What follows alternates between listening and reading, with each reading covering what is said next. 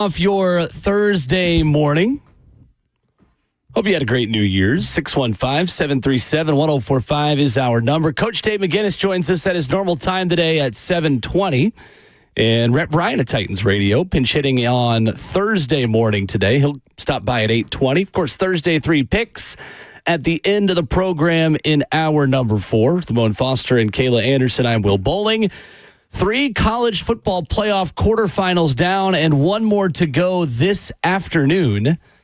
Guys, what was your biggest takeaway from the 3 games we watched over the last 2 days?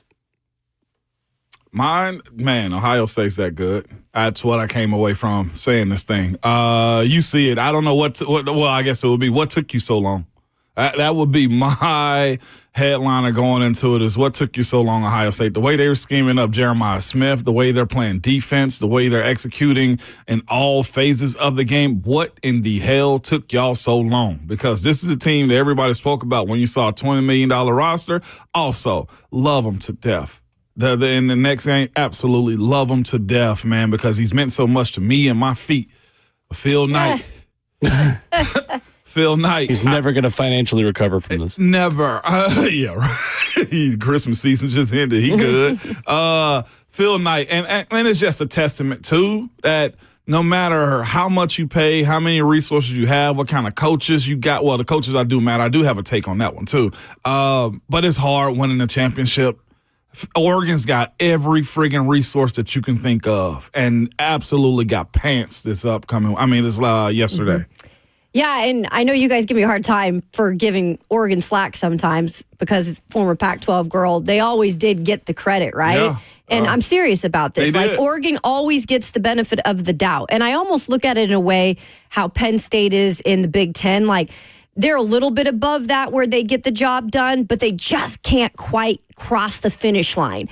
And it's kind of weird to think about, too, guys, that in the first ever college football playoff, back when Ohio State played Oregon in the championship, they couldn't quite get it done there with one of the best quarterbacks that's ever played at Oregon with Marcus Mariota. And crazy enough, Chip Kelly was the head coach at the time there. Mm-hmm. Now, Ohio State looking to do it and get it done again in its first ever college football playoff expansion.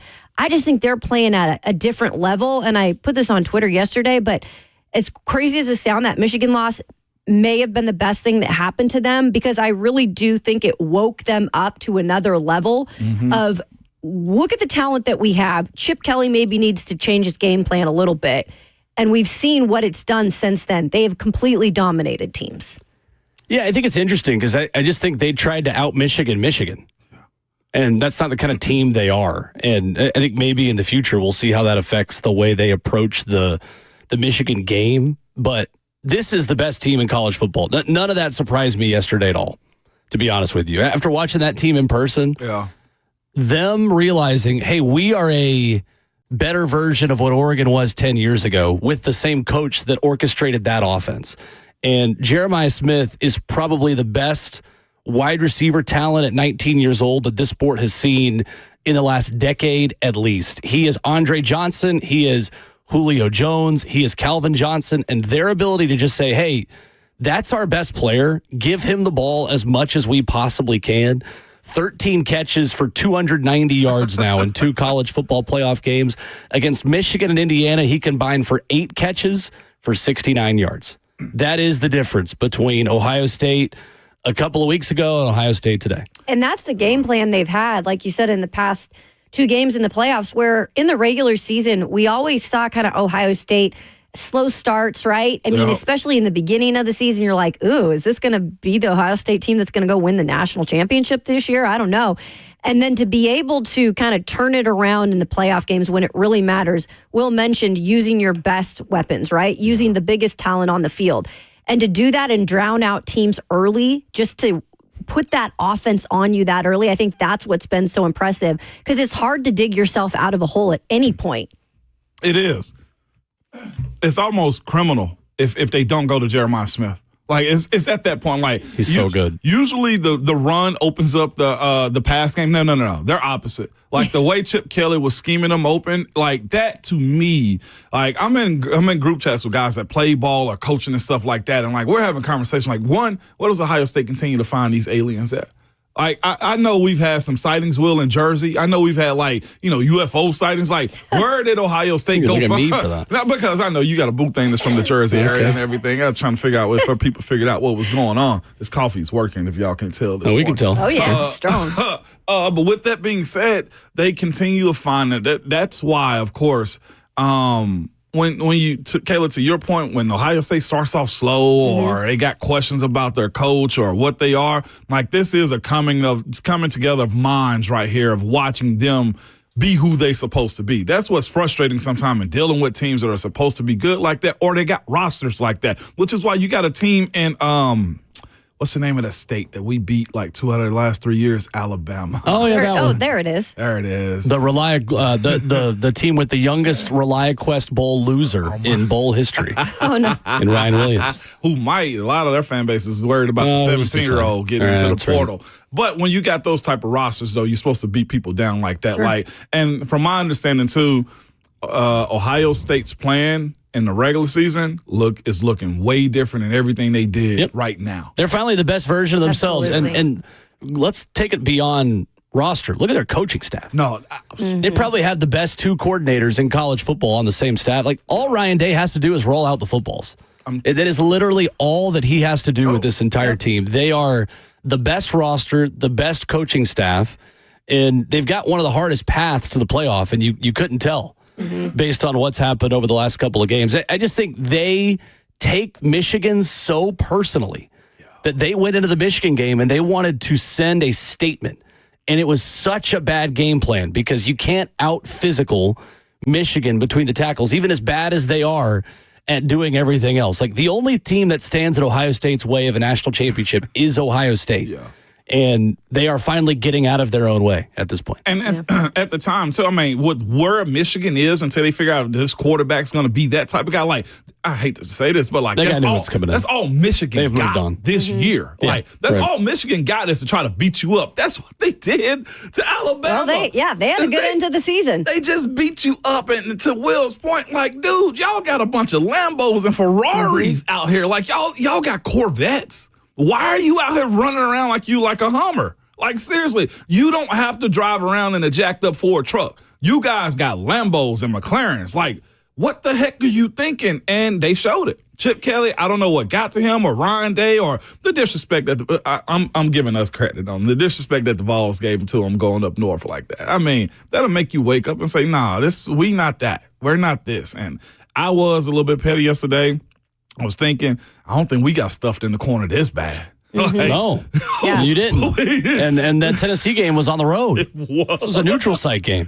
And that's why surprisingly, I know, Willie, you said you're not surprised by what Oregon didn't do. I am. I mean, that was the number 1 team in the country, undefeated, had beat them early on in the season. I know it's hard to beat a team twice. I'm not even saying that they needed to beat Ohio State, but to not even be competitive in that game with Dylan Gabriel, who's a 6-year quarterback, and the amount of money that is on that roster as well, I would be disappointed if I was an Oregon Duck fan in that performance yesterday. I mean, again, Oregon may have not have won the game, but just to be competitive, man, that was not a good look. It's a few teams that like, I think a lot of folks are going to have to draw back on just a little bit, or coaches. It might not be the team because, again, the roster's there. Yeah. The rosters are there. I'm looking at Oregon. Tinker Hatfield, Phil Knight couldn't do it for you, like, legitimately. Like, that couldn't happen. I'm looking at Lane.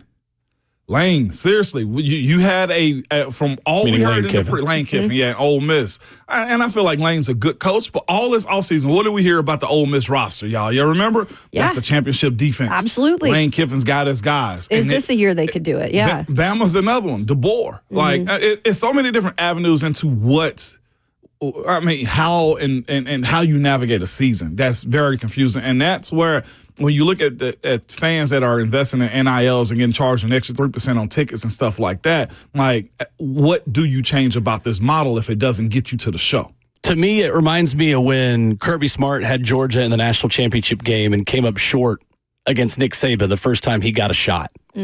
Yeah. Because it takes coaches a while to go from great to national championship level.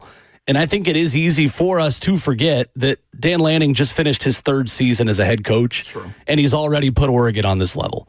Like, that program has staying power. They are recruiting at the SEC level.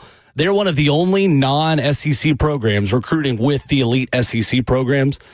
They're going to stick around. They're going to get one of these in the next couple of seasons. But I know Jeff Schwartz, a former Oregon lineman, friend of the show, he tweeted that yesterday. Like, it took Kirby Smart 6 years. It took Nick Saban 10 years, not including his NFL tenure. It took Ed Orgeron 7. It took Dabo Swinney 8. It took Jim Harbaugh 13 years. Dan Lanning is 3 years in. I just think it takes time to build a national championship level culture in this sport. Yeah, and Ryan Day inherited one when he took over for Urban Meyer. And you can't ever say, though, in this day and age either, that Dan Lanning will be there in 3 years, right? I mean, he might be in the NFL. You never know, because that's just the wild world we live in. And you're right, the NFL probably would be the place that he would go for sure. Because where else are you really going to go that's going to be better unless there's a big SEC job? So right. The only one I think that jumped the line pretty quick was Les Miles. He got to LSU in 05, and they won in 7. And he took over what Nick Saban had built. And he did. And then on top of that, he didn't last long soon after that either, because the expectation to go get it was, he got booted Ed O too, right? Ed O. I mean, that was another roster too that he inherited. Sometimes it takes a different set of eyes to get it going. But again, I'll say this too going into it. Just looking at how the SEC is also just taking a bunch of L's this bowl season, the coaching and philosophy's got to switch up just a little bit more too. That's one of my biggest issues I feel like going into it. Looking at specifically the South Carolina and Illinois game. Like, Bielema, I think that's how you say his name. Brett Bielema. I call him Bert because he looks like a Bert also. He's like a Bert Bielema is what he's known as affectionately on the internet. I'm just looking at the scenarios of, like, what coaches have done as of late. Like, the SEC has to get to a point to where it starts to re-challenge itself, too. What do you mean? In this sense. Like, right now, either the bowl games don't matter as much to them, which it does seem like it does, but the way Shane Beamer got out coach. You're looking at the squad that Brian Kelly has underperformed there. You're looking at Lane Kiffin. Well, they won at least. Yeah, they did. Yeah. But, like, underperformed at Ole Miss also. Heupel gets to the big show himself. Somewhat underperforms there, too. Like, you look at what Kentucky got. You look at, like, even yesterday, it was scary what Sarkisian had going on, too. Like, I think the powers of be in the SEC. You got a coach at Florida that was more on the fringe of getting fired than he is now with where he was in the middle of the season, too. Like, the reshaping of where these coaches' mindsets is without, and I'm going to say it, without Nick Saban, has to be reevaluated in the SEC for me. It does. Maybe. The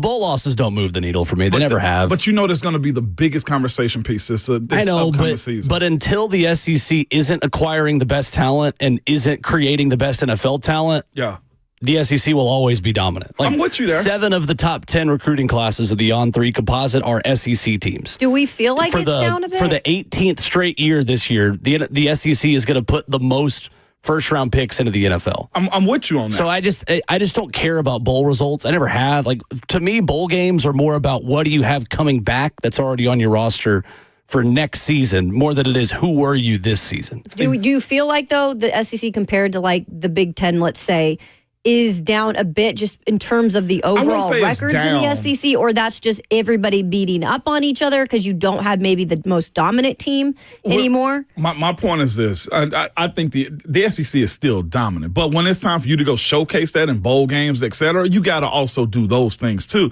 As it pertains to, like, everyone beating up everybody, well, here's my thing too. Like, I'm looking at the way, specifically the Illinois-South Carolina game. I thought South Carolina was a better prepared team.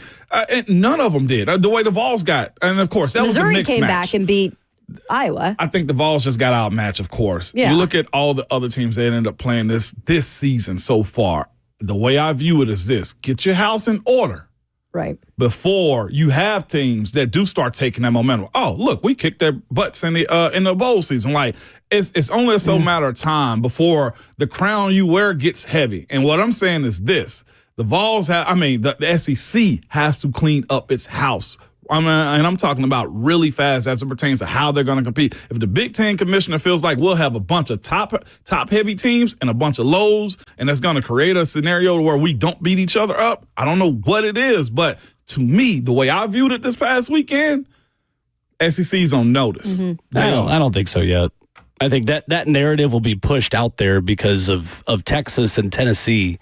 Like, I think that's your best argument. If you want to say the Big Ten is catching up to the SEC, is look at how close Texas was to getting bounced, and look how Tennessee performed, and look how Georgia does today. I've never cared about bowl games, and especially in today's day and age when half your team is already transferred or already opted out and declared for the draft, or even opted out mid-game like we do now. Like, to me, it's more predictive of who you have coming back. These games don't matter. They don't. I mean, they matter to us. They matter as a television product, but I mean, you look at the top 10 recruiting classes in college football this year, the only non-SEC teams in the top 10 are Oregon, Ohio State, and Michigan. And those are the three non-SEC teams that have staying power in the SEC right now, plus, Clemson? Maybe Miami is the other ones? Clemson, Miami. Yeah, that's about it. Arizona State, Texas, though, in the Peach Bowl was the game of the weekend. Yes. Oh, yeah. And I say weekend because we just went through a Saturday and a Sunday. Kenny Dillingham had the best coaching job of anyone in college football this year, and I'm not sure it's close. Their ability to make that a game when they were so clearly physically outmatched and did not have close to the best team on the field, that guy is a stud. He is an absolute stud. I mean, Longhorns were outgained 303 to 139 in the first three quarters of this game, yet led 24-8 because of some of the explosive plays. And if Texas does not have that punt return for a touchdown in this game, we are talking about how Arizona State pulled off the upset this morning. Gosh. I'm talking about a gritty team, too, to come back. Like, they were dead in the water, man. And it was a Cam Scatterboo. Yep. Like, and here's the other side of it, too. They had to put out trick plays in the rounds. They had to make sure, like, they kept to who they were for the most part with some flair in between it, too. So I think it was a fake punt that they got. Like, there was a bunch of scheming that had to be done. Everything they worked on in training camp was brought to the forefront for this game. And they pushed Texas. I don't even know if Texas, like, pulled their foot off the gas a little bit. Arizona State simply I would say played they did a little. football. But they also play football. And this dude, Cam Scatterboo, oh my gosh, what a stud. He's such a stud, man. I mean, he put out there, before this game, and when you do this sometimes, when you do that talk, and there were several players that did it coming into some of their matchups in the quarterfinals, saying, you can't stop me. And I know in the first half, Texas fans were like, well, we are. And then you see he goes and puke and rally, and this guy finishes with 30 carries for 143 yards, 2 tutties. I mean, he was willing them to what they thought would, really was going to be a win. I thought that ASU had the complete momentum in the end, and then second overtime, y'all know how it went. So yeah, he had the night that everybody thought Ashton Genty was going to have. Mm-hmm. That's where it was. Cam Scatterboo had the night that everybody was looking for Genty to have. What more can you say? But again, Quinn Ewers dropped a dagger when he needed to. And I'll say this for a guy I hadn't been too high on. He looked like that type yesterday. Well, he showed you the good and the bad because the pick he threw on a deep ball he threw just terribly was the reason why Arizona State got the ball back and could drive down the field and tie it. And then when he had to make a throw deep to a guy that was wide open, he did. Yeah, he did. And again, he can play. They got the players. That defense of theirs, man, is elite level to me. It's going to be a fun matchup, them and Ohio State, and that defensive front against the way Chip Kelly is scheming up wide open guys and confusing your linebackers in the run game and the pre-snap motions and all of that. It's going to be a really fun contrast of styles in the Cotton Bowl. And that's the thing. Ohio State, it's not like they're playing bad defenses so far in the playoffs. Tennessee comes in, one of the best defenses that we've seen this year. You've got yesterday, Oregon. That's not a defense to shake no at in terms of the regular season. Oh. And then you're going to have Texas come in. So if they're able to do that to a Texas defense and all the defenses before that they've seen, then I think it's destiny that this Ohio State team wins because it's just that offense is a locomotive right now. But hopefully Texas challenges them. I want to see a really good game. If they match up Jeremiah Smith against Andrew Makuba, should be a first-round corner if I'm not mistaken, too. I think he was the one that sealed the deal yesterday, too. I'm looking forward to that one. Also, the way Jeremiah Smith from Ohio State, the wide receiver, flipped the hips of the DB in that game on that one play he ran wide open, it looked like he stepped out and then just went right and he was by himself. But again, this is a matchup that you want. What I do know is this, Texas's secondary is elite. So Can Chip Kelly scheme it up against those guys? Because, again, if it wasn't for that defense, I don't know what would have happened in that game for them. Stopping the run is going to be crucial. Yep. For Ohio, for Texas up against Ohio State this time around. Matchup, it's the best of the best on this one. It is. To me, it's probably the national championship game. Mm-hmm. If we can be real. To be honest with you. Yeah, if we can be real. Boise State falls 31-14 to Penn State. I know Drew Aller has already announced he is going back to school. From reading a lot of NFL folks, there are a lot of people that are wishing he would just actually go ahead and go to the draft. There are a lot of folks, I think ESPN's Matt Miller included, who said he'd be my number one quarterback. Nuts. The guy has improved significantly, and this was as good, at least at the beginning of the game, as Drew Aller, the college quarterback, has been. His first 14 pass attempts, 10 of 13, 144, 2 touchdowns, 1 sack. He finished 3 of 12 for 27 yards and 3 sacks on his last 15 attempts, but that was the tape to prove that Drew Aller can be a legitimate NFL quarterback. Yeah, for sure. He was terrific. He really was, man. The way he commanded that offense, and here's the other side, too. That really puts Penn State in a pickle in the worst way. It's because their backup quarterback ended up going to Missouri. So where do they pivot from there? No, Drew Aller's coming back. I know Drew Aller is, but if he does choose to leave, he can still submit his papers. You know what I'm saying? And go to the draft. I would. They'd have 5 days after they lose to bring in somebody else if they really needed to. But it doesn't sound like he's going to go to the draft. Yeah, and I think we asked Stephen. I think I asked Stephen Godfrey about that one too when he came. I was like, who can improve their draft stock? And I don't know if there was any answer to be given, but Drew Aller right now is the belle of the ball as it pertains to guys in quarterback draft talk being moved up. I liked it. I don't know what their ceiling is as it pertains to Penn State moving forward right now, but they look real good. Yeah. That defense is legit. I was going to say, give them credit for what they've done so far. I know they've had the easier, quote-unquote, easier path to the playoff. Love that for them. In terms of now that they're in it. Yeah. But they have played how they are supposed to play. And we knew what the defense was, but with the offense improving, like he just said, with Drew Aller as that one of the guy leading the way, that could be a really dangerous team if they can make it to the college football playoff final. Finals, yeah. Coming up, Alabama lost to Michigan over the New Year's Eve bowl holiday. How do we grade Kalen DeBoer's first season as the head coach of the Crimson Tide? That's next.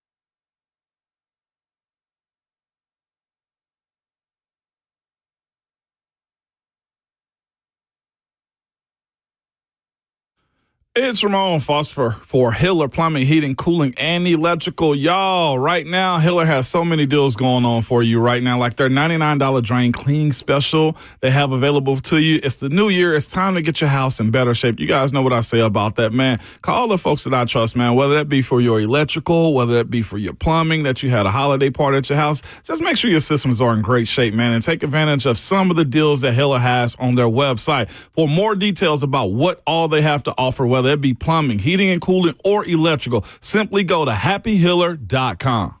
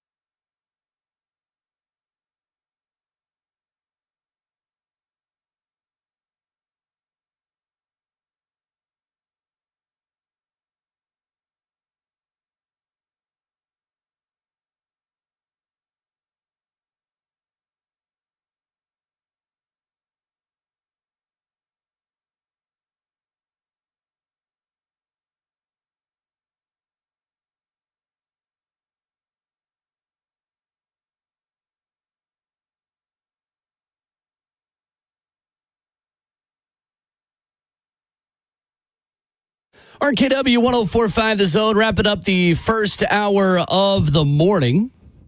615-737-1045 is our number. So the way the Titans are right now, we get a lot of comments in the F&M Bank chat about different quarterbacks that people want to see in two-tone blue. And one of those has been Jalen Milroe.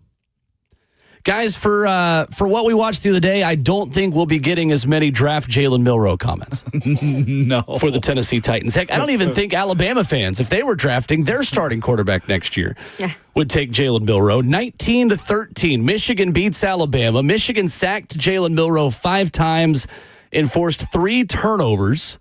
Jordan Marshall, the ReliaQuest Bowl, it's the Outback Bowl, kids. MVP runs for 100 yards on 23 carries. What do we make of Alabama 1 year into the Kalen DeBoer era? Well, speaking of Alabama fans, our teammate here, Zach Lyons, man, has been on the no train for a while. It's like, don't even bring that conversation to him, man.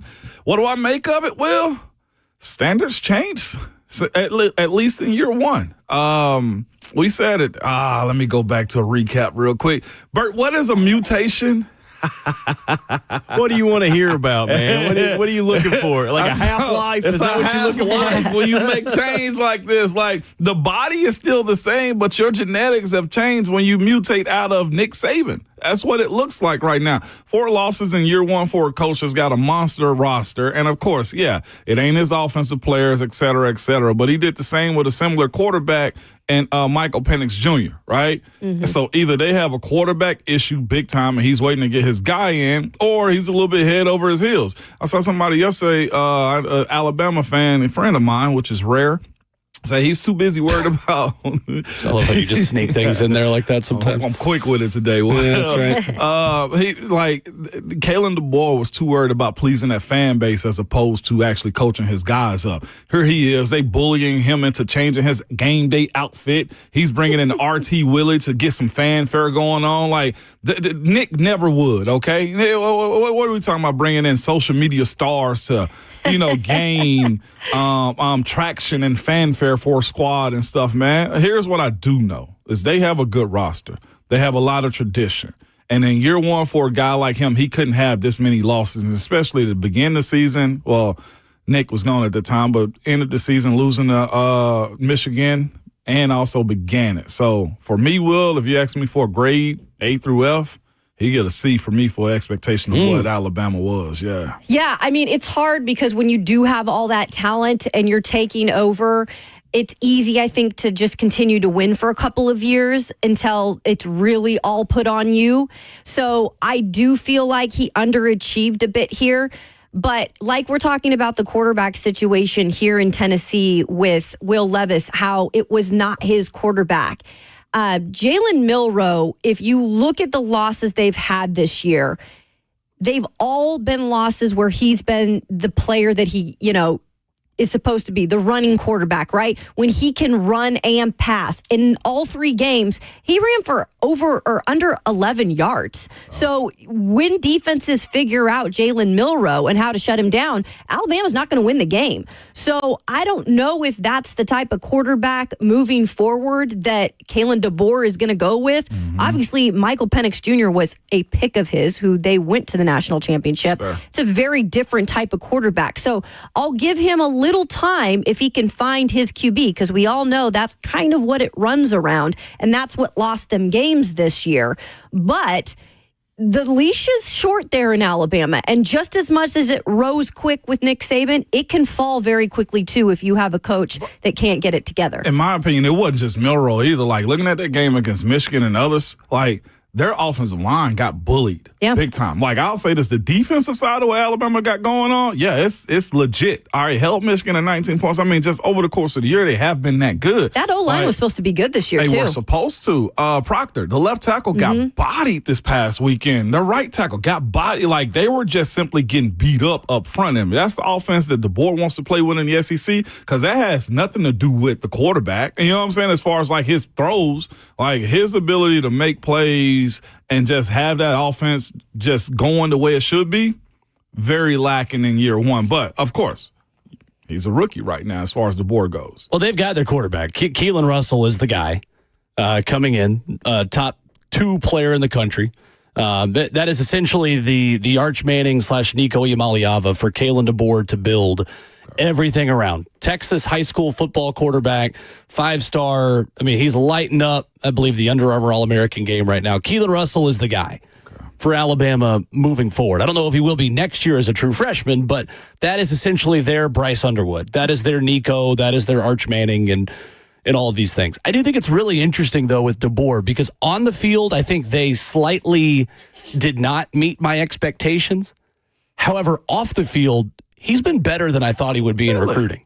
I mean, they have the number 2 class in the country. Mm-hmm. This was not a guy who ever recruited at an elite level anywhere he's ever been in college football. Yet he has so far. I'm really interested to see what their roster retention looks like and how many guys that they want to come back leave, or how many guys leave that they don't really care coming back. Because that's what we talk about with Tennessee, right? Like, Tennessee has only really lost maybe 1 or 2 players. Right. If Mike Matthews leaves, that they really would love to keep. The rest of them, you kind of think like, yeah, okay, that's college football today. I think they're okay with some of these guys moving on, and they move forward with younger players or bringing in transfers to replace a lot of them. But I think the roster retention through this cycle is going to be really interesting to watch for Kalen DeBoer, because now I think he can afford to try to build the program his way. I think you bring in a guy to coach in the time that he was brought in to replace Nick Saban. You're not really allowed the privilege of doing things your way, because if you do things your way too much, well, more of your guys are going to leave. Yo. So there was a tricky balance there, I think, for a lot of coaches in year one in the portal era of how much do I do things the way I want to do it, or how do I do things the way that's going to keep the most amount of talent? Because I can do things my way, but have a bunch of 3 and 4 stars who just get beat week in and week out. That doesn't help me. So I've got to kind of find this mix, right, of the way I want to do things, the way Nick Saban did things. They are a fascinating team because they're going to be really talented again next season if they keep a lot of these guys. I just feel like, it is unfair in a way, but you took the job. The expectations are just so high. I mean, he knows that program, and with Nick Saban always kind of lingering around, at least for the next 5 years, you're going to have so much still about Nick Saban and what he did and everything. He's got to, in this offseason, really just embrace he's the guy. Figure out how he wants to, like Will said, coach, even personality-wise, because I think at times this year he gave in to players a little, and he was a little too easy sometimes in situations. Mm-hmm. If that's who you're going to be, then you need to find the bad cop on the team. Yeah. But if not, be that bad cop. It's okay. Like, everybody runs their college football programs different. You don't have to exactly be Nick Saban, but you've got to have that discipline too. Yeah, that's where it seems like a good bit of what they got going on. I am very interested, though, is Will brought up a second ago, see who they lose. Because if Ryan Williams jumps into the portal, it'd be crazy. It wouldn't be crazy. We've seen crazier stuff happen. They lost the number 1 safety last year, right? So, and also, I mean, Milroe doesn't have to go to the NFL. What happens with him moving forward? I think that's the biggest question, because it's kind of the same situation Quinn Ewers and Texas are in. Because you're not really good enough to be a first or second round pick, but you're also not really bad enough to where you feel like you can run them off. I think Texas and Alabama, though, have different opportunity costs, because Texas's backup plan is Arch Manning. Like, Arch Manning is the quarterback at Texas next year, regardless of if Quinn Ewers wants to play college football again or not. At Alabama, like, can you really make the argument that whoever their next guy is can be better than Jalen Milroe next year? No. Not really. But Milroe's just so inconsistent. We keep thinking he's going to get to that point where he can be the dude. But what's Ty Simpson at this point in his career? Like, what are those other options in the room? Like, who's? And that's not his guy either. That's not DeBoer's guy either. Yeah. Ty Simpson. So I mean, Keelan Russell's a pretty good player, but is he ready as a true freshman in that offense? I doubt it. So we'll see Georgia install a young guy here in the. Well, he's been around though. Yeah, I know. I think he's year 3 in the program. But just in terms of a starter, Yeah, you're right. I don't know what to make of, especially if the rumors are correct. This upcoming from I was about to say from this past weekend. No, it's not. You've said it a couple times. I know. We all think it's the weekend. Yeah, I feel like it is. Either way, but earlier this weekend, Quinn Ewers has been offered $6 million allegedly to hop into the portal. So if you're him, do you leave? What is Milroe's price right now on the college level? Would it be better suited to go to the NFL? Heck, become a 4th-round pick? I don't know where he's going to go, but somebody's definitely going to pick up Milroe in the draft at some point. So decisions got to be made for them, and they like to say these days their camps, because I don't think there's a pathway for Milroe to go back to Alabama unless DeBoer feels like he can really shape him, because a lot of their fan base is just out on Milroe. And what's crazy, he's not bad, but to that point, how good? He's not Alabama level. But is he? Yeah, that's the question. Which is nuts, because they're not absolutely known for quarterback. I mean, they've had guys as of late, but like Alabama's history of just having that guy, I'll say at least through the early 2000s, wasn't a thing. Not until he revamped that offense. Lane came and then he in, got in, obviously, Kiffin. some way better quarterbacks, but still not known as that. The days of Greg McElroy's and A.J. McCarron's are over. Yeah. There's a standard now. There. Yeah, I mean, they adjusted. Absolutely.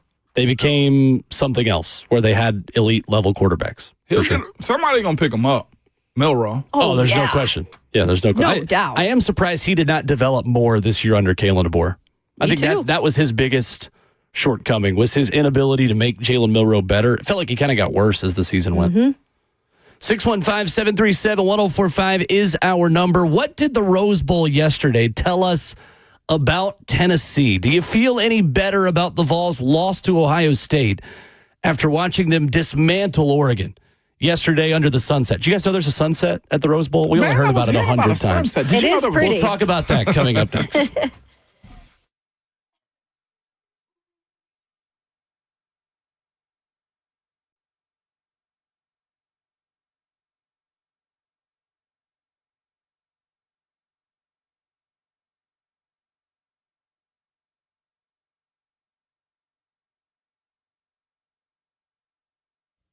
Hey, it is the new year, and that means maybe some new goals, new beginnings for some of us in 2025. I recently contacted We Grow Hair. Excited to bring it into the new year. And maybe you're thinking you've got some hair growth goals. You're not the only one. Did you know that you could lose up to 50% of your hair before you even notice it? And We Grow Hair will get you headed in the right direction in 2025 in terms of your hair growth. They've got their PRP platelet-rich plasma treatments and their FDA-approved laser therapy. That is something I had done for the last 6 months. I'm going to continue to do it and help restore my hair. They also have their trademarked hair transplant. That's going to give you 3 times more hair in one procedure if you need to go that route. You can't buy this cutting-edge technology online, folks. We Grow Hair has over 30 years of experience. Nashville's hair restoration premier medical clinic. All you got to do to schedule free evaluation today is contact them, 615-376-6010. That's 615-376-6010, or go to wegrowhair.com and tell them that Kayla sent you.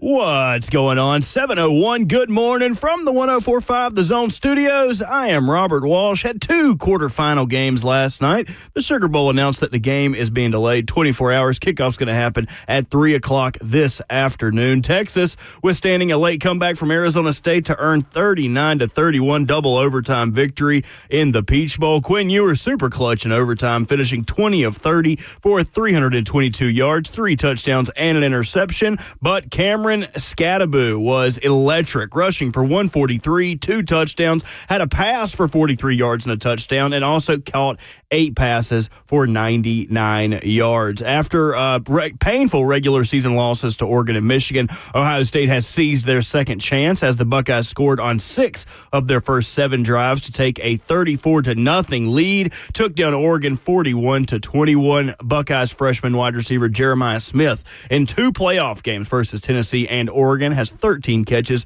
for 290 yards and 4 touchdowns. Ohio State is headed to the Cotton Bowl on January 10th to face number 4 Texas for a berth in the national title game. For all your foundation repair and your waterproofing needs, you got to go to USSTN.com. Breaking news at once on your home for the Titans and the Vols. This is 104.5 The Zone.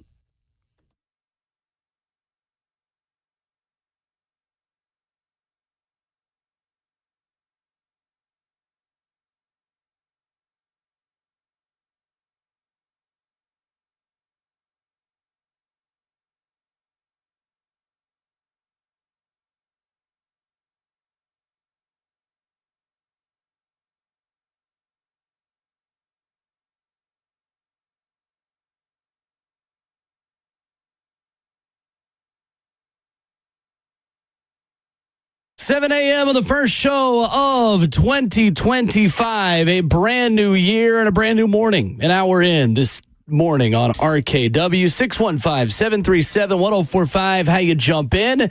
Coach Tate McGinnis stops by coming up in 15 minutes. Rhett Bryan at 8:20 and Thursday 3 weekend picks in the National Football League coming up at 9:20 as well. We stream the show live on Facebook Live, YouTube, Twitter, or Twitch.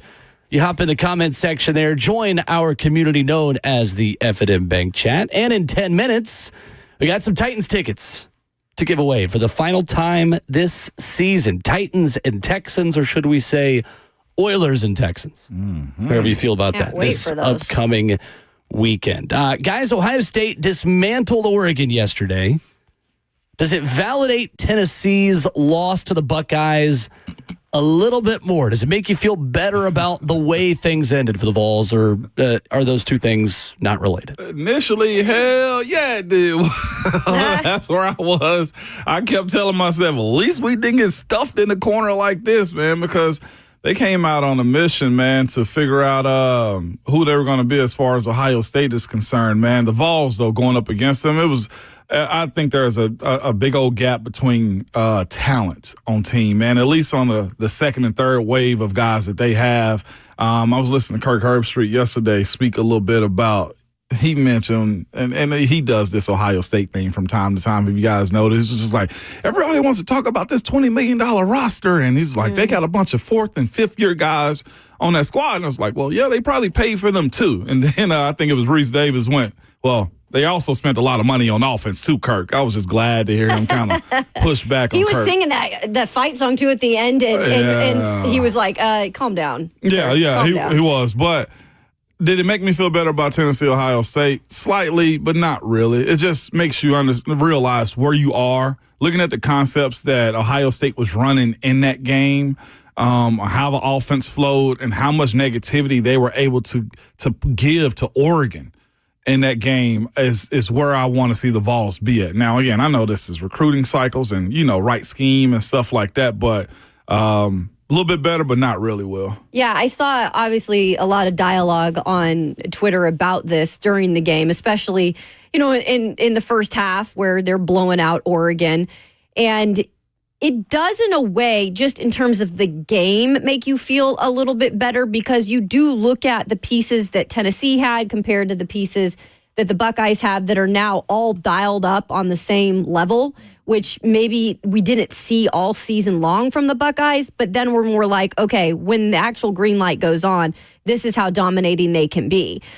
Because you look at, your quarterback compared to their quarterback. Will Howard, he wasn't great at in the Michigan game. He was really good in the Tennessee game for the most part, even better in the Oregon game. Nico, first time on this stage, right? In a playoff game. Still a young quarterback, still learning.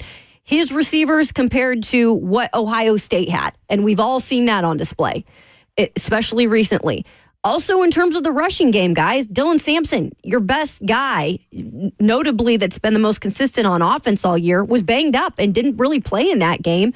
And you had Travion Henderson go off in that game. So when you look at talent and now what you're seeing, what the Buckeyes are doing in full throttle, it makes you feel a little bit better that it wasn't just maybe the coaching. Maybe it was just the talent, but that gives you what you need to look at moving forward to build that roster to be at that level. I think it definitely makes you feel better. Honestly, I mean, that for all the talk about Tennessee not belonging in the playoff, well, does Oregon not belong now either? No. I think Ohio State's just that good. Honestly, I think all of this is more about Ohio State finally living up to its potential that it probably should have lived up to all season, and their transfer quarterback who's getting paid a lot of money finally looking like a quarterback worth the money he's getting paid. Now, that being said, I think there are a lot of quarterbacks in college football that could have that much success just flipping it to Jeremiah Smith. And Chip Kelly's ability to finally realize, getting the ball to the best skill player maybe in all of college football tends to help. Maybe not named Travis Hunter. You could make the argument that Jeremiah Smith is probably next up in terms of best skill players in college football. That dude looks like he's closer to 25 or 26 years old than 19. 19 years old. When it comes to rooting interest for you guys, are you guys petty? And you're like, the person that beat me, I don't want them to win. Depends. Or would you rather say that you lost to the eventual winner of said tournament or Super Bowl? Or don't even make that face, Ramon, because I already know where you lie. Ramon doesn't want nobody that beat him to win. See, I would rather say that I lost to the winner. That's where I would. Oh, I get what you're saying. That's where I'm at on this one. I'd much rather say you lost to the eventual national champions more than anything. I kind of go that direction. Yeah, Bert, I go with that one. Depends. If Zach Edey's on the team, I want them to lose every game forever. If it's not Zach Edey, then yeah, sure, I'm okay losing to the eventual national champions. Also, who are they playing? When Zach Edey played Alabama, I cheered for Pat Adams and the officiating crew. I cheered for the sun to explode. That way I didn't have to watch one of them win. Right. I don't know. Those Ohio State fans, though, are the worst I've ever interacted with, so I didn't really want to cheer for them either. So it was kind of like, I don't really care. But I picked them in the Thursday 3, and I think they're going to win the national championship. So I think it's kind of indifferent too. Yeah, it's kind of looking at Georgia. As always, don't bet against Kirby, but Kirby's got a freshman right now. I don't know how that's going to live up to I'm really fascinated to see what they look like. I've heard so much about this freshman. I mean, this young fella. I don't even think he's a sophomore. He's been there for a while, like everybody said. But I know everybody's been speaking about how good he was in Georgia high school football, and he's got the legs, he's got the arms. Like I kind of want to see it. But to answer the original question, Bert, I'd much rather say we lost to the eventual national champions. I'm with you more on than that anything. Well, if it's an SEC team, I would rather not, because you should never cheer for your conference. See, that's where I lie. If it's a rival, like if it was the Bengals, hell no. If it's the Steelers, hell no, I don't want them to win. But if it's somebody that I have very little run-ins with, then sure, I hope they win. Conference or Zach Edey, I don't cheer for them. It was weird yesterday when ASU was playing, because covering Arizona back in the day, I have a lot of people in my Arizona on the timeline. Yeah. And they were like, we don't really want to be doing this, but we're like rooting for ASU right now because they want the big upset, right? Yeah. And with the conference dismantle and all that, there's a little bit of them rooting for their rivals in a way, even though they're, still rivals. Doesn't make sense to me. I wonder if they're going to have sustainability, though, too. They got a good coach, I feel like. But how many scataboos do you have? I like the young quarterback. He's tough. He's gritty. He can make plays down the field and stuff like that. Yeah, Sam Levitt. Well, they were voted last in the conference, and he showed up. But what is the Big 12? It's them and Colorado right now. So it's got a little bit of competition, especially with Deion getting his 5-star quarterback also. I'm just glad it was a game, because I got so tired of hearing people say, like, this is so stupid. I'm tired of watching these blowouts. Shut up. Shut up, man. Like, I think Brian, or what the hell's the guy host on Fox Sports before we come on? with 3 pros and a cup of Joe. What's his name? Jonas Knox. Jonas Knox. Yeah. Jonas Knox said it great this morning. Yeah. You're either looking for a great game or great performances. And you got a great game in the Arizona State and the Texas game, but you also got great performances. In Ohio State, maybe it was a blowout, but you got a great performance. Sure. That's what I'm looking for. Sure. That's what I'm looking for. Yeah, me too. I'm there with you. Bert, I'm a little offended, by the way, too. I'll be honest with you. What did I do now? In the years where we were one and done in the playoffs, I actually did root for you bums. No, I don't you do it no didn't. more. No, yes, I you did. didn't. No shot. For the Ravens? Absolutely Zero 0% chance Ramon was rooting for the Ravens. I'd much rather see my kinfolk spot the win lie. than Kansas City win is where I was. You freak. Only ones I rooted against was the Bengals. I rooted against them, okay? But The only reason I would want y'all to win games is so you had a worse draft pick. That's the only reason I want y'all to win games. I hope y'all pick in the 28-29 region. I hope y'all make it all the way to the Super Bowl to fall flat on your face. And you know what? We'll get another Cam Hayward or TJ Watt. That ain't a lie. Spot the lie there. Next man up. Okay, that's why I'll be happier if the Bengals fall on their face like they did against the Rams and up with that 31st pick. Have fun with that. They did, man. But I like to see the SEC win, though. That's me on that one. Oh, God. No. I do. See, I don't know where I'm at. I don't know where I'm at that. I don't want to see my rival win, but I'm okay with seeing some of the other. I want the conference to do good. Okay. Because that means you're big. You're mighty, right? Absolutely. Absolutely not. I want to see the conference do good. I do. I'm that type. If your conference rivals are winning, it's easier for them to recruit. It's harder for you to get good players. I'll deal with that Bigger demon picture. when I have to. I'll deal with that demon when I have to. That is the bigger picture to me. That is. Yeah. No, I never cheer for your conference. It's okay. Cheer for your team. It's all good. It's all good. But I do want you to know I got really quiet during that last argument because I wanted Bert so badly to save a clip of Ramon saying something pro Ravens. You didn't give him enough ammo. I did. You did not. You tiptoed around it without stepping over the line. All right. Every once in a while, I pick up what you're putting down too because I realize that we're due for new intros. Yes, we are. And I'm not trying to put more work on Bert. I was going to say, putting Bert to work on the first day of the year. No work gets done the weeks of Christmas and New Year's. Look. Listen, if we gonna be on opposite end of the spectrum, somebody's got to do something here, okay? And Somebody's got to do some work.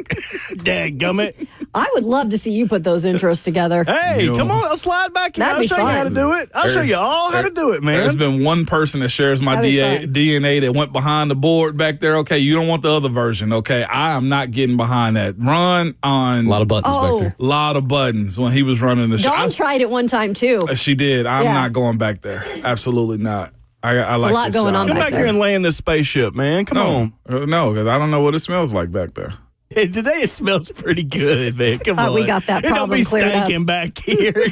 Not every day. Sometimes. I had to trash you real quick, man. But who you got? Never mind. I ain't gonna ask you who. It's Thursday 3. I'm still in the lead. I was gonna say what you feel You're about holding Georgia on by a tonight. thread. No. We're good. I still got my under pick tonight. That was supposed to be yesterday, obviously. That's so right. Not even done this week. Still going. Let's give away some Titans tickets. It is Titans Ticket Thursday this morning, or 104.5 The Zone gives you a chance to win Titans tickets on Thursdays before home games. This is the final Thursday before a home game this season.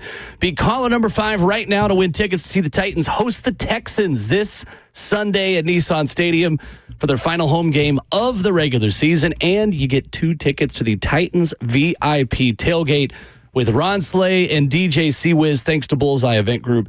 615-737-1045. Caller number 5 right now is headed to Nissan Stadium this weekend and headed to the Bridge Building to tailgate with Slay. 615-737-1045. Best of luck, and Slay will see you on Sunday. Coming up next, Titans Radio's head coach, Coach Mack, joins us after this.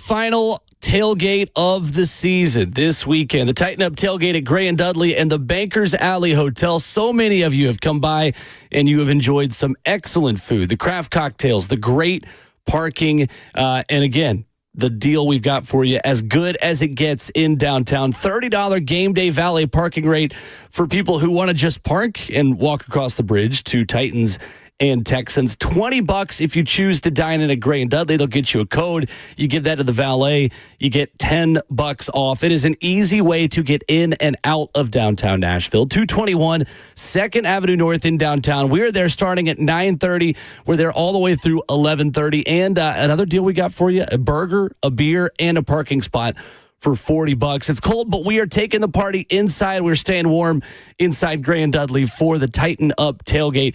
Come by and see us, 221 2nd Avenue North. We'll be there at 9:30 Sunday morning before the Titans take on the Texans.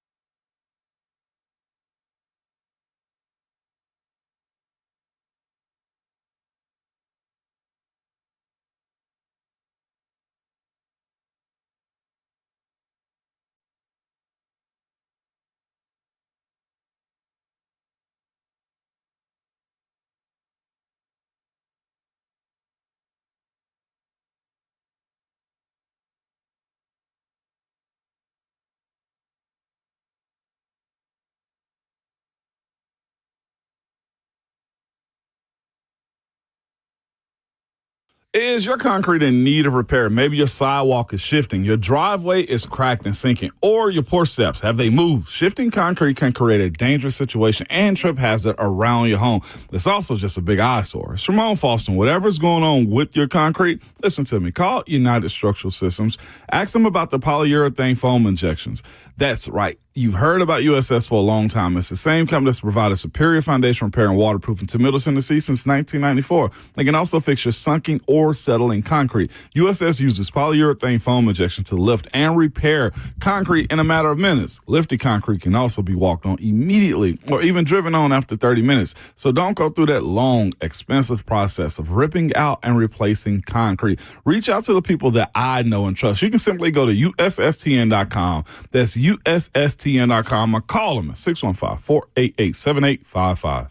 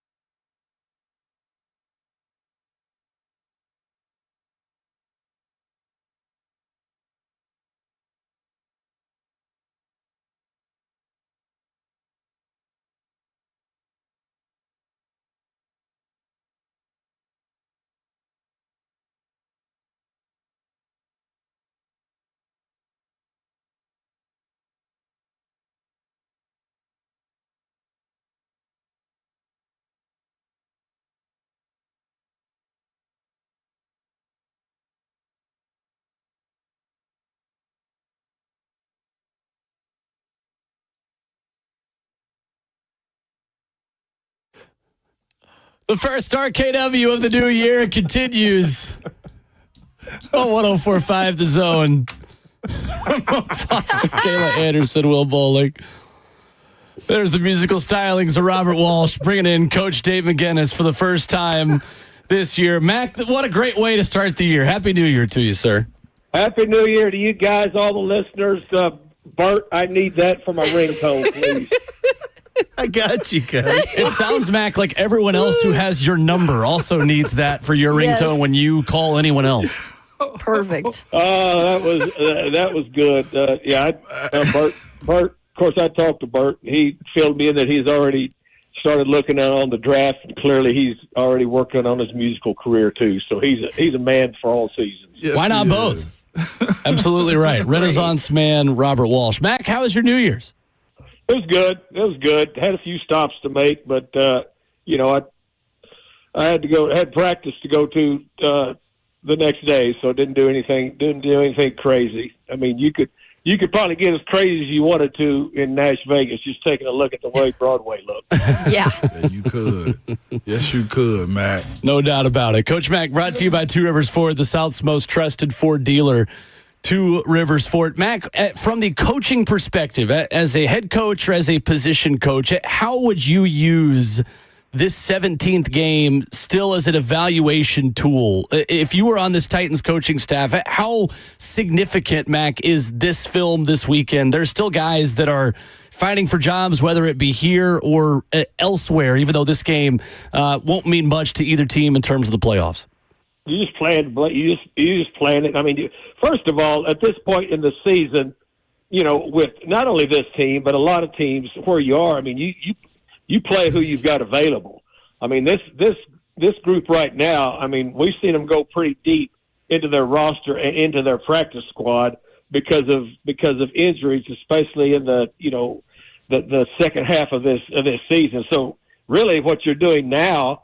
I mean, I was at practice Wednesday, and you're trying to find out right now in this particular case who you've got left to play with.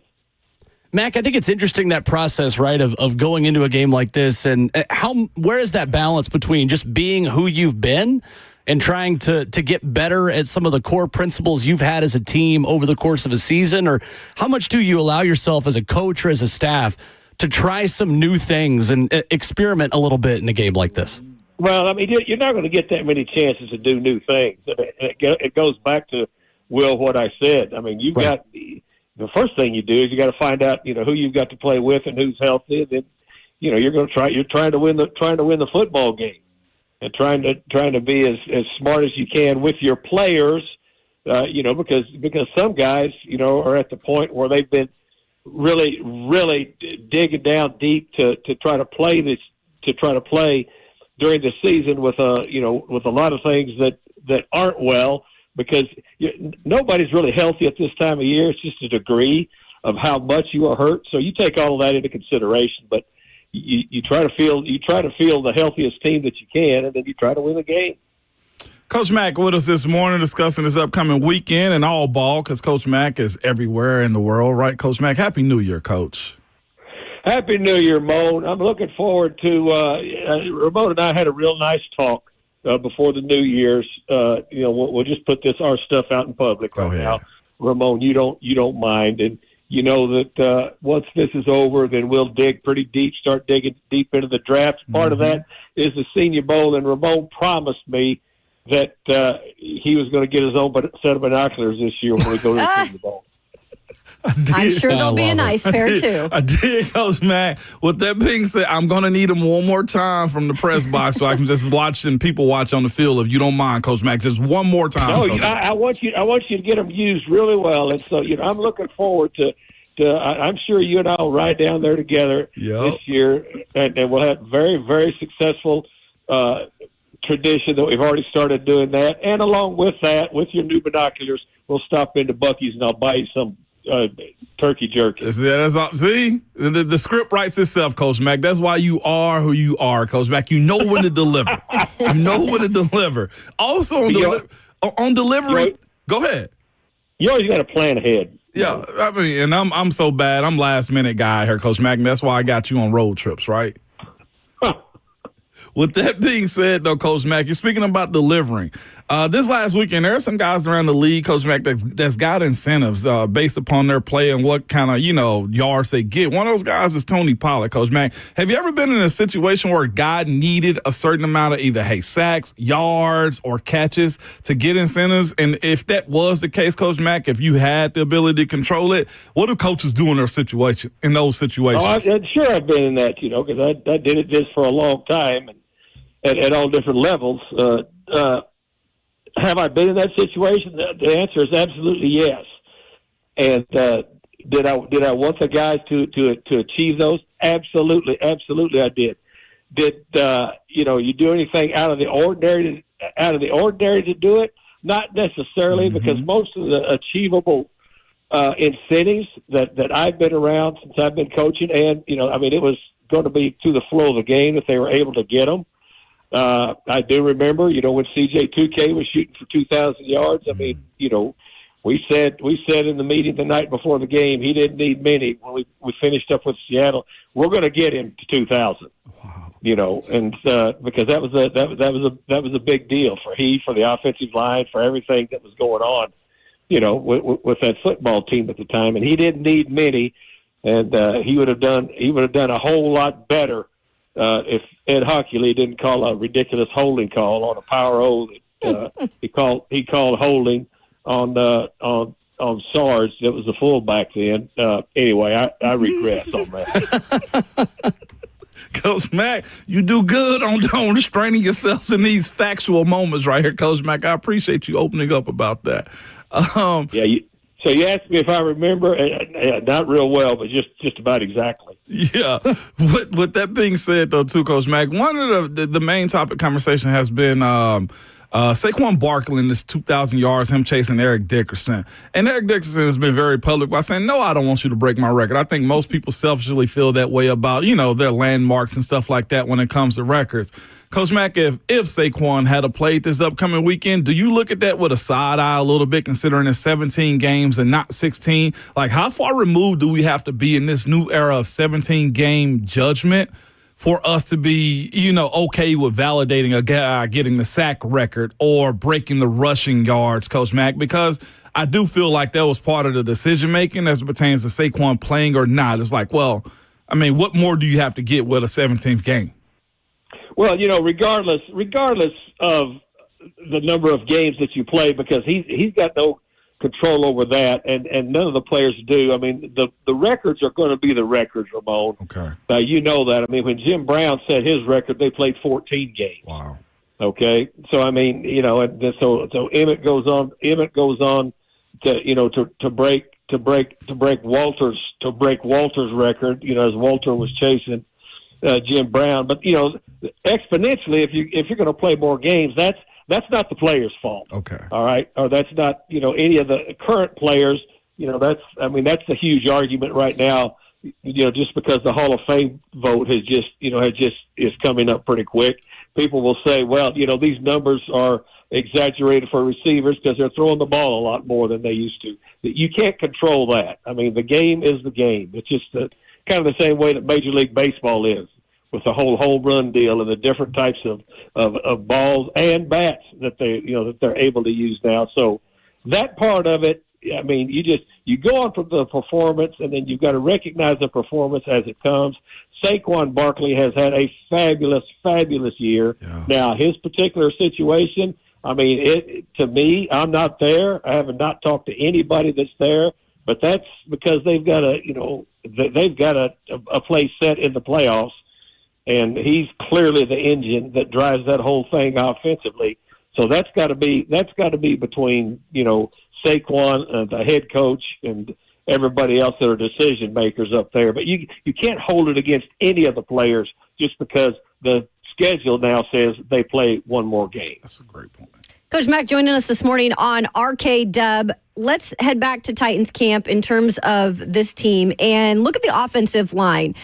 And Ramona said this on the show before. Usually it takes about 3 years to really see what you've got in an individual to be playing at their highest kind of part of their career, getting in the groove. You look at Peter Skoronski. He can finish the season with 17 starts for the first time in his career. He clearly has kind of turned it on in the second half of the season. But what has stood out to you with his game this year, where you feel like he's coming into his own, Coach?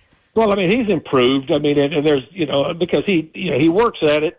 He's a good player. I think he's been very steady this year. You could tell that there was a lot of growth, from a rookie year, especially changing positions from where he played in college, which, he moved down to guard, which is his position in the National Football League. I think he's had a very steady year. Now, a lot of guys' improvements and a lot of guys, as far as just technical accomplishments, get lost when you're not winning. Mm-hmm. I mean, that gets lost. But when they start digging into the weeds and just taking it on a player-by-player basis, which is what you do at the end of the season, you deconstruct everybody at the end of the season as players and look and see exactly where they started, and then you go incrementally through the season and see how they've improved and what they've improved on. Being able to play 17 games is a huge thing for anybody, especially offensive linemen, because that's one way that they are able to get better. They've got to have the experience, and they've got to experience just about everything that is going to come at them. I think Peter Skoronski has improved and has also he's elevated his play this year from his rookie season, and staying healthy was a huge part of it, Kayla. Another guy that I've loved watching, obviously, since he's been here, but recently it just feels like he's just so comfortable in what he's doing and confident, and that's Chig Okonkwo. I know he needs just 50, yards receiving to reach 528, which would be the most in a career high for him, Coach. Why is he kind of what's clicked with him, I guess, is what I should say? Well, he's gained. Look, you can't manufacture experience in this league. You just cannot. And you can tell and different guys, you see the jump in what they're doing at different stages. And it depends on, circumstances during the season, how the team is doing, certain circumstances that they're presented with each week during the game. But what Chig has done, Chig has found a really nice niche for himself, especially he has learned the nuances of being able, which is huge for tight ends. You watch all the good ones. Even when you're a defensive coach, you know that once you've got a tight end that knows how to find that spot in the zone, mainly between the numbers, and then is really good run after catch, and that can be reliable for the quarterback. Those guys, if they work at it, and then Chig has always had the ability. He's always been a very good run after catch guy because he's got extremely strong lowers. He's hard to bring down, one-on-one. But now he's learned some nuances of finding open spaces, and he's become a really good combat catcher when he's been in man-to-man. And he's had a lot of chances in some of these ball games. A lot of it is because of score separation, but that really has nothing to do with his performance once he gets the ball in his hands, and also once he finds places how to get open in this league. He's gotten a lot better than that. He's had a decent year. He really has, and he's been one of the guys. I think that this offense, which has struggled, at points during the year, he's one of the guys they can depend on to pretty much deliver when he's got the ball in his hands. Coach Mack at Titans Radio, our guest this morning. Mack, when you look at C.J. Stroud and the opponent coming to Nashville this weekend, why do you think C.J. Stroud hasn't taken that year 2 jump this year? What is he struggling with at this point in the season? Well, the only time I study C.J. Stroud is when we're getting ready to play him. Sure. So I don't know what his weekly progression or regression has been.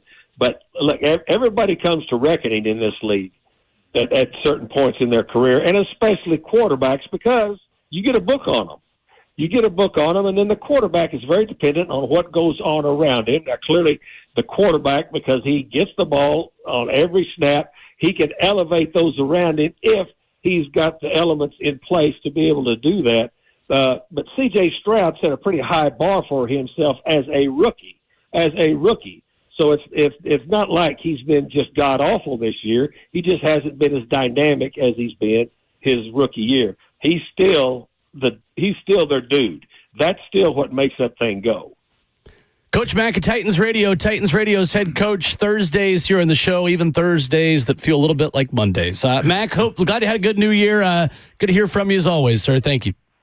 Guys, it's always my pleasure. See you guys later. Thanks, See you, Coach. Mac. Coach Dave McGinnis with us here this morning, presented by Two Rivers Ford. Yeah, Mac's good, man. His breakdown of those players, because sometimes guys get super prideful on playing 16 or 14 games, records and stuff like that are broken. And, of course, it's just like the 72 Dolphins that celebrate every single year when everybody is, lost a game and stuff like that. Stuff matters. So I needed that answer for myself, and I'm sure a lot of other folks did too. So that was selfish of me. How much would you guys talk about that stuff in the locker room? Like the contract incentives that you have to get an extra 150K or 250K in terms of playing time or stats? How much would you track that midseason? Definitely, we would. And more specifically on other teams, too. If we knew, like, Pittsburgh don't do a lot of incentives like that, they'll do, like, preseason stuff like workout bonus. Showing up to optional stuff. Yeah, they did Makes more sense. of that. But we knew when guys had stuff on the other team. Like, it'd be times where we knew a receiver from Cincinnati needed a touchdown of this many yards. As a squad, I'll be honest with you, you tried to stop it, but you find guys that would allow this or that to happen. If I'm not mistaken, listen, Derek Marks. Remember him? Titans Former legend. Titan legend. Auburn guy. Yeah, if I'm not mistaken, Derek needed a sack or something like that in the game, and let's just say he got it. If I'm not mistaken, he may have gotten it against us in that situation, and I was very happy for that dude. Yeah, it was interesting that. It's happened before. The talk in the locker room yesterday with Calvin Ridley specifically and reaching his 1,000 yards, and that was a topic of conversation, not only with him, obviously, which he made it very clear he's trying to get that in Sunday's game. But when asked, Will Levis, when asked about that too, he also said, yeah, we know. We've heard about that. Yeah. So it's definitely something they make known. Now, whether or not, you pressure to get those things, and it's harder with two quarterbacks too, they're going to be playing in this game. But that was just a familiar note here in terms of somebody trying to get a record in the Titans room. That's what it was, too. I'm looking at this this situation. I know Senderic Marks pretty good. It was actually Jaguars versus Titans. He ended up getting a $600,000 incentive based off sacks he had gotten. And if I'm not mistaken, we saw him before or after. It was something crazy that went on. But he's one of those guys that topic came up, and I remember vividly it happening. But, Will, it is a common conversation. Guys get it. And it's a brother-in-law league, of course. We saw A brother-in-law league. Never heard that before. It can be, depending on who you are, unless you're Brett Favre. Who's the guy that ran up on him? Mark Gastineau. Mark Gastineau. He gave up that sack, and he's still upset about it. You hurt me, Brett. You hurt me. You hurt me, but not like I'm going to hurt you. If he would have just went on there and tore his shirt off and beat the hell out of him right there, that would have been badass. But except he just wanted to whine about it. Yeah, I'll be honest with you, too. He's got a point. His numbers are Hall of Fame level. I don't know why he's in or who he's ticked off, but he deserves to be in the Hall in some capacity, unless there's something I don't know. Coming up, there was a very fun argument between head coaches over the New Year's football, quote-unquote, weekend. Brett Bielema versus Shane Beamer. Who was right? Who won the exchange in a very spicy Cheez-It Citrus Bowl? That's next.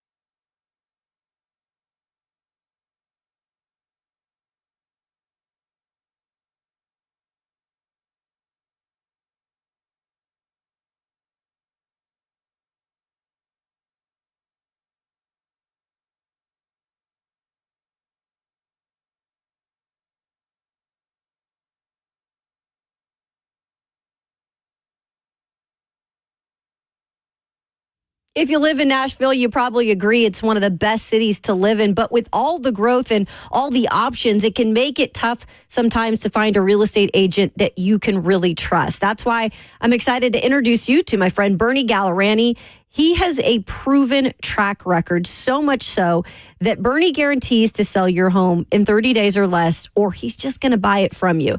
No strings attached. Recently, Danica and her husband were looking for a new home. They expected the process to be stressful, as many of us do, but working with the Bernie Gallerani real estate team, it was quite the opposite. They experienced personalized service, clear communication the whole way through to make the process smooth and effortless. Bernie is the only real estate agent in Nashville recommended by Barbara Corcoran of Shark Tank, and he's the only agent I would trust to sell my home. Bernie Gallerani, the realtor who has the 30-day guarantee to sell your home, or he'll just buy it from you.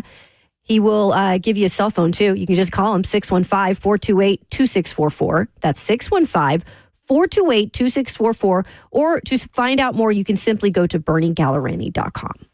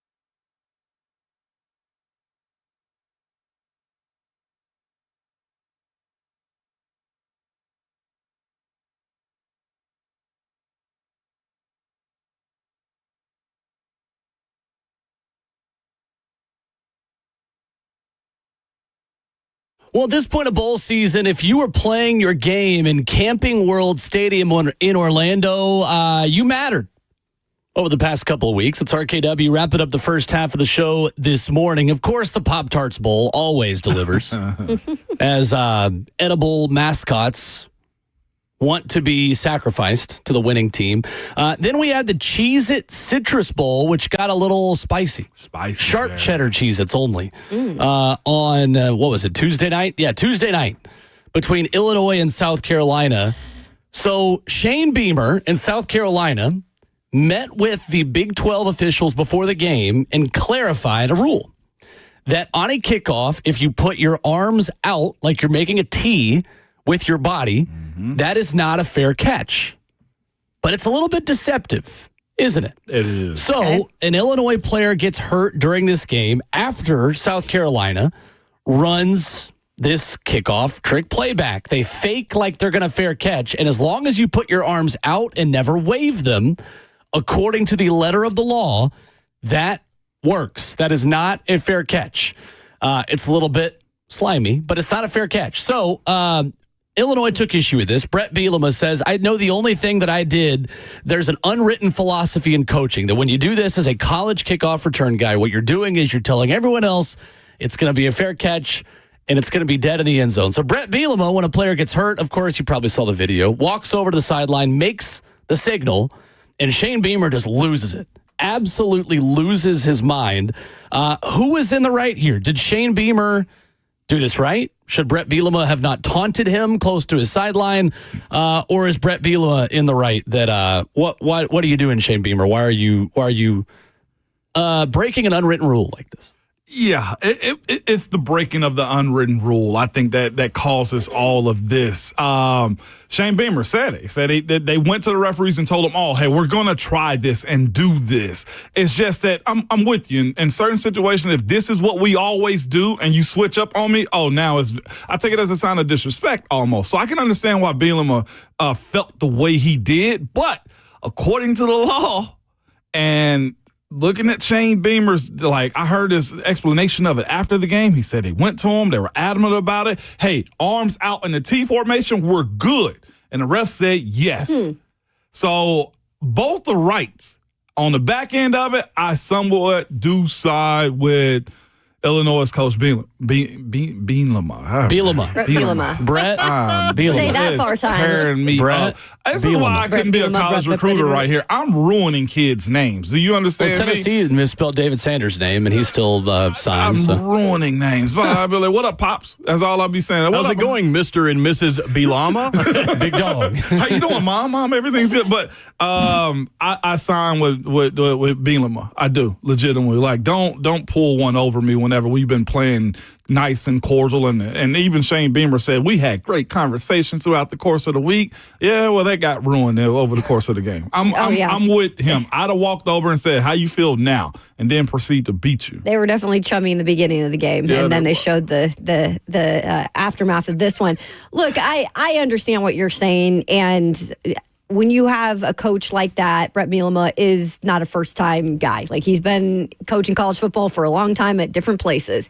And he's passionate, just like Shane Beamer is. And I think that sometimes coaches can just as much get in the mix of everything as players can.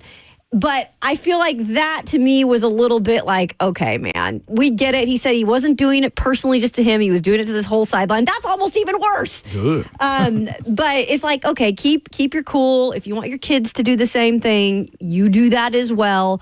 But I get, where it all stems from. Yeah, I enjoy it. What I will say, too, Shane Beamer, no, he wasn't about to go over there and cause no kind of chaos, though. The way he jumped up in his coach's arms, I was just like, Coach, you going to have opportunity after the game. You really about that action? Punch him in his mouth in the handshake. You got to. Oh, my God. Okay. That would make for a great ending. Go.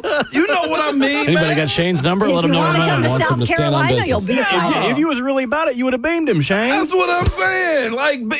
Exactly, Bert. That was a great wordplay right there by you. You ain't messing up names or catchphrases like that. Look, what I'm telling you is this. Bielema. He should have popped him in his mouth a lot is what he should have done. And if he felt in his mouth a lot. Goodness sakes. I mean, I think they're both kind of soft. Brett Bielema, first of all, unwritten rules. This isn't baseball.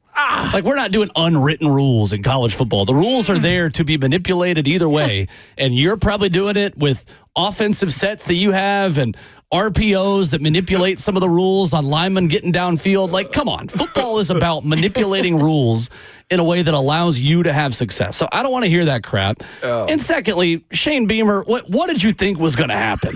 All you wanted to do was have your coaches hold you back. That way you can go into some 17-year-old's living room and look mom and dad and grandma and them in the eye and say, I'm going to fight for you when I feel like you've been disrespected. So both of you sit down in the corner, take a juice box and some orange slices, and take a deep breath and be adults. They both come out of this looking like petulant children to me, like preschoolers. Yeah. Neither of them won the exchange. Both of them just looked stupid. I will say this, though. Shane was running hot already. Shane Beamer was running. That's who he is. Yeah, that is who he is. And I like Shane Beamer, but Shane Beamer makes it hard to like Shane Beamer. Truly. I really want to like him. I think he is a genuinely good dude. The conversations I had with him at SEC Media Days on and off camera when I was down there helping 3HL, really nice guy. Legit, remembers names and faces. Slowly. You talk to people around that program, and they rave about the kind of guy that he is. I really do think he's a good guy, but man, he makes it hard to like him sometimes. I ain't gonna lie to you. He was running hot the entire game, because I will say they were assaulting, Dylan Stewart. I pulled a flag from my pocket at home and threw it at the TV on how he was being held. I don't know. If you are the one saying that a defensive player is being held too, then you must know it's really bad. No, it was considering bad. the position you played for 15 years. Exactly. So Shane just needed he needed something else. And at that point, the little arms out by Bielema, it was it was good content. It but was good. Two things on Bielema. One, shut up. From one Bert to another. If somebody told him to belly up to the bar, they'd need 2 trips because that thing's overflowing, man. They say that men their pant size don't get bigger after 45. They just put their belly in it. That's where he's at. He is at the 45 size pant size. The other thing is his wife is smoking. Isn't she a hot. stripper? Right. Was she a stripper? No, I'm serious. I think at one point. Dang, I got to dive into that. Dang, I didn't even see that. He's got a little bit of a history. I wanted to see what Bert was bagging, but I looked it up, and he's doing his thing. He must have the smoothest belly in Illinois if he's able to bring her home because he's got it figured out, man. Oh yeah, that's what I said. He's been around. He's been That's around. what I just typed in. Meet Jennifer. She'd have had a name like Emerald or Should something. we be looking this up on Google? I'm on my Wi-Fi now. We good? No, you're right. Holy crap. She used to be an exotic dancer. Her name was Karma. See? Get the hell And that's out exactly what got Shane Beamer this weekend is Karma. Karma's a chameleon. It comes and goes. Goodness. my God. Anyway, so that was the Cheez-It Citrus Bowl. Great way to make me care about your bowl game is if the coaches try to fight. Maybe that is what we need to make bowl games more relevant again. Is coaches fight in an octagon shaped in the form of the sponsor. Like I needed a Cheez-It shaped octagon for Brett Bielema and Shane Beamer to just settle this out. Maybe even the mascots. I don't know. Hey, That would be awesome. I tell y'all what, if Shane really wanted to go at Brett Bielema, you know what he could have said as he was walking by? And coming to the stage! 615-737-1045. We have got a college football playoff quarterfinal coming up later today. What do you expect to happen when Georgia takes on Notre Dame? We'll talk about it next.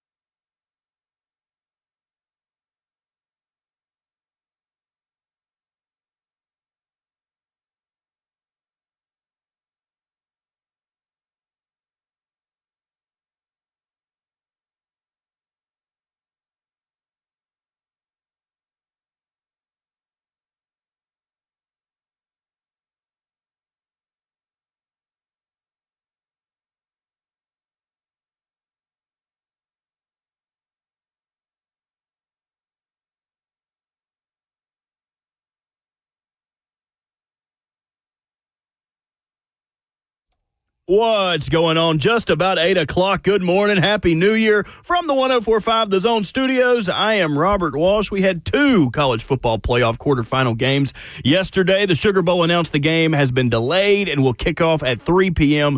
this afternoon. But Texas withstanding a furious late comeback from Arizona State to earn the 39-31 double overtime victory in the Peach Bowl. Quinn Ewers super clutch in overtime, finishing the game 20 of 30 for 322 and 3 touchdowns. But for Arizona State, Cameron Scatabo was electric, rushing for 143 yards, 2 touchdowns. He even completed a pass for 43 yards and a touchdown. Also caught 8 passes for 99 yards. And after painful regular season losses to Oregon and Michigan, Ohio State has seized its second opportunity as scoring on its first 6 of 7 drives to take a 34-0 lead early in the game, eventually taking down Oregon 41-21. Buckeyes freshman wide receiver Jeremiah Smith in 2 playoff games against Tennessee and Oregon, 13 catches, 290 yards, and 4 touchdowns. Ohio State, is headed to the Cotton Bowl on January 10th to play Texas for a berth in the national championship. For all your foundation repair and your waterproofing needs, you got to go to USSTN.com. Breaking news at once on your home for the Titans and the Vols.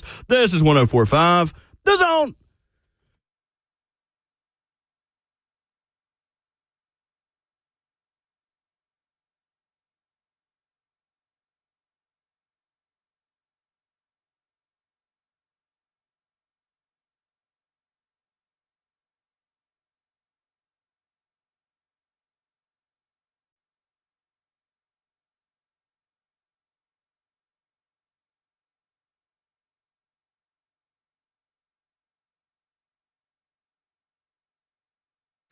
RKW rolls into the second half of the show, hour number 3 on this Thursday morning. That is a Thursday. It's the day before Friday. Yesterday was Wednesday. Today is Thursday.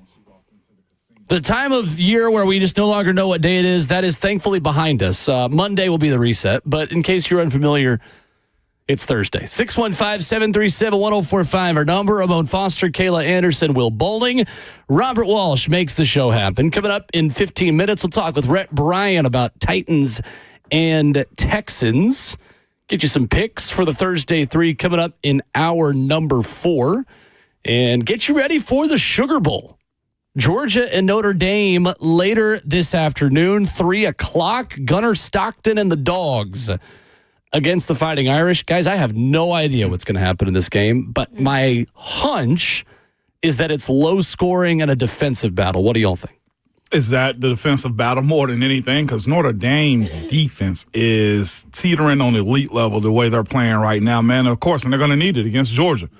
They're going to need it against Georgia in a major, major way because here's the thing about it. Marcus Freeman can coach his butt off. Georgia's got a young quarterback with a stacked-up team that can support him. So there's always that side. So they got the 11th player on offense, the running quarterback. So we're going to see how they can really box him in. I wouldn't be shocked if Notre Dame won. I just side more with what Kirby's got going on in his history in these types of games. Yeah, I don't know what to expect. That's why I was thinking about maybe putting that in my Thursday 3 technically now that it's tonight. But I'm I don't want to touch it. And I know you went with the under, which would probably be the smartest thing to do because you're looking at 2, situations where, yeah, I feel like Notre Dame is the most believable Notre Dame it can be, and it has been in a long time. And part of that has to do with what Riley Leonard's been able to do throughout the season. And I think the growth that we've seen in him as a quarterback since, transferring from Duke. I think when you talk about Notre Dame, it's always about that defense. And now you're okay, they've got an offense to kind of match with that. Now, Georgia is no defensive slumping team. Yeah. They're not maybe the best defense that we've seen in the past couple of years, but it's still a pretty solid defense led by Kirby Smart, who is going to have his guys ready. I think the biggest question mark for this game is the younger quarterback in terms of how much he's played in sophomore Gunnar Stockton. And I know everybody raves about what he did in high school in Georgia and everything, the accolades that he has. But this is now a huge stage for him to be the guy. How did he prepare? How did the extra time maybe help him? How has Kirby and that offense of staff helped him prepare for this moment? That's the question mark to me, guys, that could be the big difference.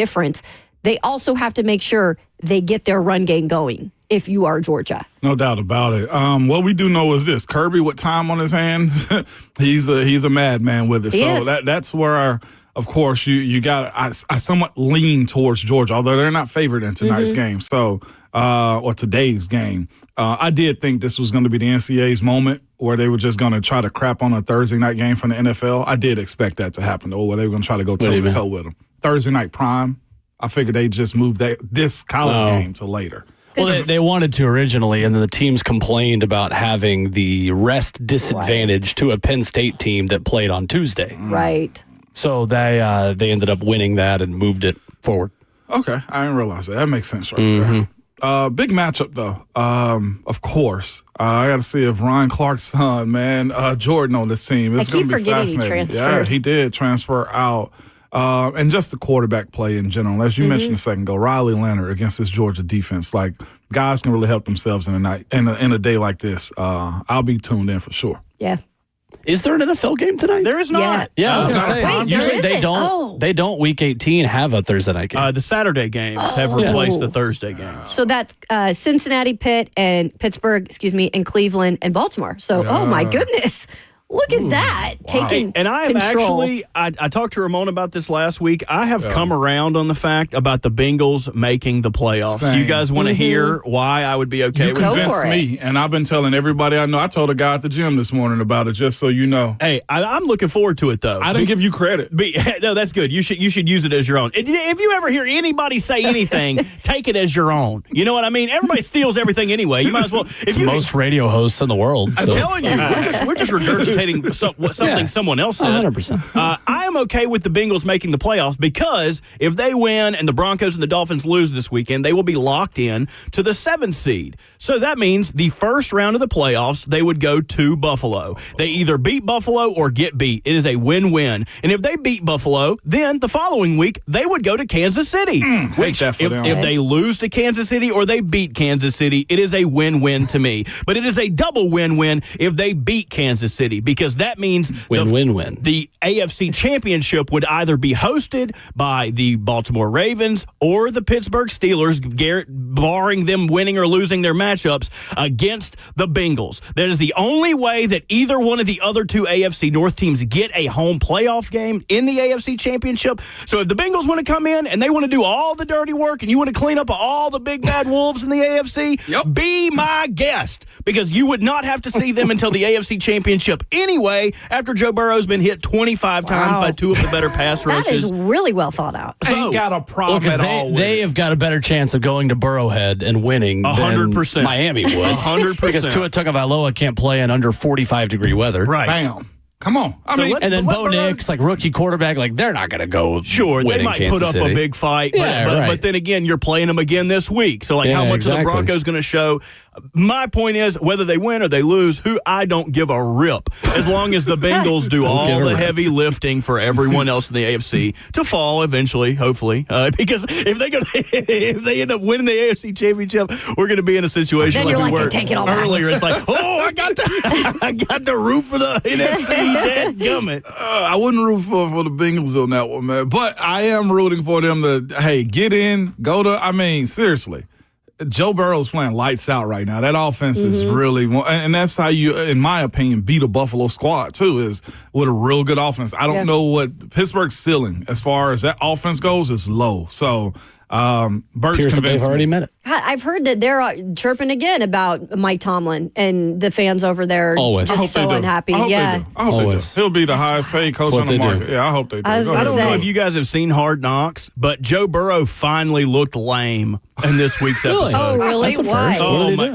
You would think he would look awesome with the overtime win, but he looks like such a 14-year-old boy in this episode. He sees Jamar Chase grittying, and they get to the sideline. He's like, "Did you see me gritty? Was it okay?"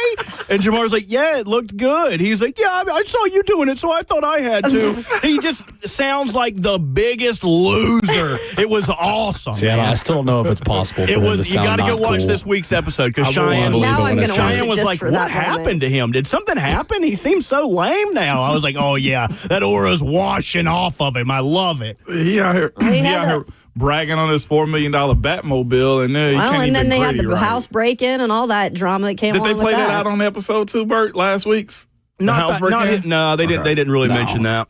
Okay. No, definitely not. I saw Pro Bowl rosters came out. It did. There are no Titans on the Pro Bowl roster. Zero. Alternates were named, but that's they got alternates. Who's an alternate?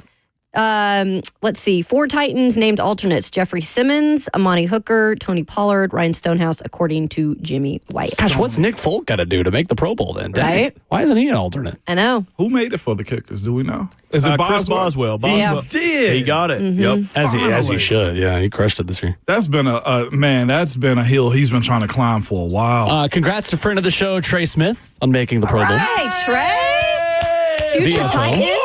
Gonna hit the streets out here, baby. Right? Jaquan Jackson did not make it as return specialist. Marvin Mims of the Denver Broncos. yeah. What a that cruel makes joke sense. that was. What a was so cruel crazy. joke that was. What's wrong with you, huh? No, I didn't do it. I mean, it was a real I didn't thing. vote for him. Who? That was I the don't fan. It know. was the Don't blame me. fan I'm just the portion. messenger. It was the fan That was portion. wild. And the fan portion's what, like a half of it or a third of it? A third of it. So Third it's of it. coaches, That's the way it players, should and be. fans. Respectfully, never mind. the way it should be. I ain't It's just gonna like say it. when. I'll say it. Yeah, you go ahead. Who knew like how good Jaquan Jackson was doing? That's my thing. No, I think it was so bad. Okay. Well, I don't know. I mean, Jaquan Jackson had some decent flashes as a start the season returner at the was beginning of the season, but Also had okay. some fumbles early in the season too. yeah, I know. I mean, all right, whatever. Online fan votes never Very make sense. bizarre. Yeah, all right. Well, maybe they thought it was somebody else. I don't know. Either way. Podcast host Zaire Franklin did make it for the Indianapolis Colts. What a Look joke at that was. Dude gets dog walked the last week of the season, and then, I'm going to have fun in Hawaii. Or where's it at this year? Orlando Cabo. again? It's not. Maybe if Jeffrey Simmons That'd ends be up making awesome. it, then him and Zaire Franklin will be teammates for dodgeball or something. Let them do the egg race together since they're such good friends. yeah. Speaking of egg, a lot of Colts have egg on their face. This I don't know if you guys have saw the whole Pat McAfee beef going back No. and forth this It's week. very interesting. Where he basically called them out for being a soft organization. He was like, people being late to meetings doesn't happen to good teams. People giving up on your team mid-game doesn't happen to good teams. And basically called out the whole organization. Like, you have people showing up late to meetings, you have people who don't practice, you have people who tap out in games. That doesn't happen to good organizations. Yeah, he called him. I don't said- disagree with him. He said he wasn't renewing his tickets or anything this year. So yeah, he really leaned in big time. He had a whole segment on it. He went in on Meanwhile, their rookie quarterback, their second-year quarterback is still struggling with injuries. I mean, Anthony Richardson, you better hope and pray that man stays healthy, which I don't think he's going to, because it is one thing after another with So he's him. got disc issues in his back. I think that's is why one that thing after story another. came out. It's like, I had to crawl around my house. I was Yes. so injured. And it's like, okay, why would that come out? Because Yep. Pat McAfee called him out for being soft. Yeah, He had to do did. something to try to recover a little bit of that image. It is interesting with Chris Ballard, the GM of the Colts. Since he took over in 2017, every other team in the AFC South has won the division twice. Oh my! And Well, they have not won it. And they have not. They have not won the division once since Chris Ballard took over in 2017, and every other team has won the AFC South multiple times. Goodness, sucks to be down. Can I Really just hate that for him. throw something out there real quick too? Sure. All three of the Chiefs' interior offensive linemen made the Pro Bowl. I saw that. Thuney, Trey Smith, and Creed Humphrey. All three made the Pro And Bowl. Joe Tooney's been a tackle at times this year, too. And playing well. Yeah. He's pulling a Marshall Yonda is what he's doing. Mm-hmm. He's pulling the They Marshall kicked him Yonda. outside because they just cannot find two good tackles. It's nuts, and they're still winning. Mm-hmm. It's enough to make you cry. They got Kermit. Golly. Kermit makes it all okay. Makes it, oh my Kermit the gosh. quarterback. Hold up. Never mind. Oh, I was about to say here for a second. Nick Bonito has had a good year. I looked at defensive end. They had Myles Garrett, Trey Henderson, Max Crosby. I was like, where's TJ? TJ made it as an outside linebacker. So PFF wasn't in charge of it? Is what you're saying? I'm not going to get you started. Coming up next, Rhett Bryan at What Titans Sam Radio, ain't there no the more. executive producer of Oilers Radio this weekend, joins us next.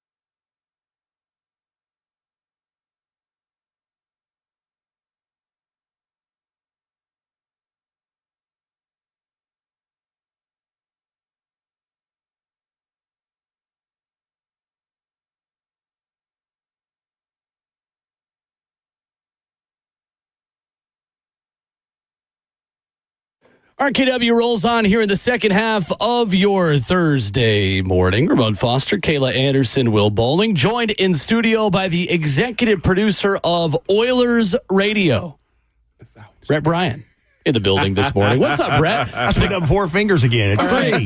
Tell us about the kicks. We don't know what day it is. We don't know what time it is. I'm going to be really ready to go this Sunday, right? You are. So the customized kicks you got here in Oilers colors, you are brandishing these for the 104.5 The Zone TV audience very well.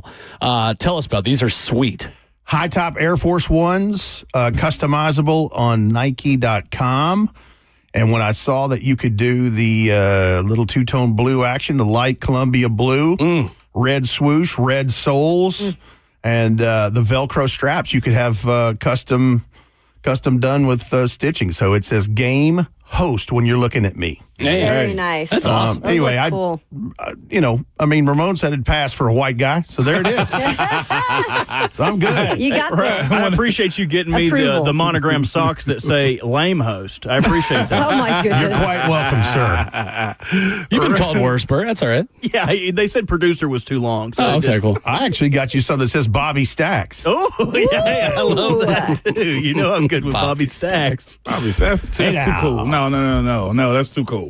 Absolutely not, Bert. You will not be Bobby Stacks. Come on. Nope. But you were definitely going to be fitting in with those beautiful Love You Blues. I know the guys are pumped to wear those. Man, I saw so your nice. stuff with Calvin Ridley yesterday, and I mean, he's like, I wish this could be the main uniform.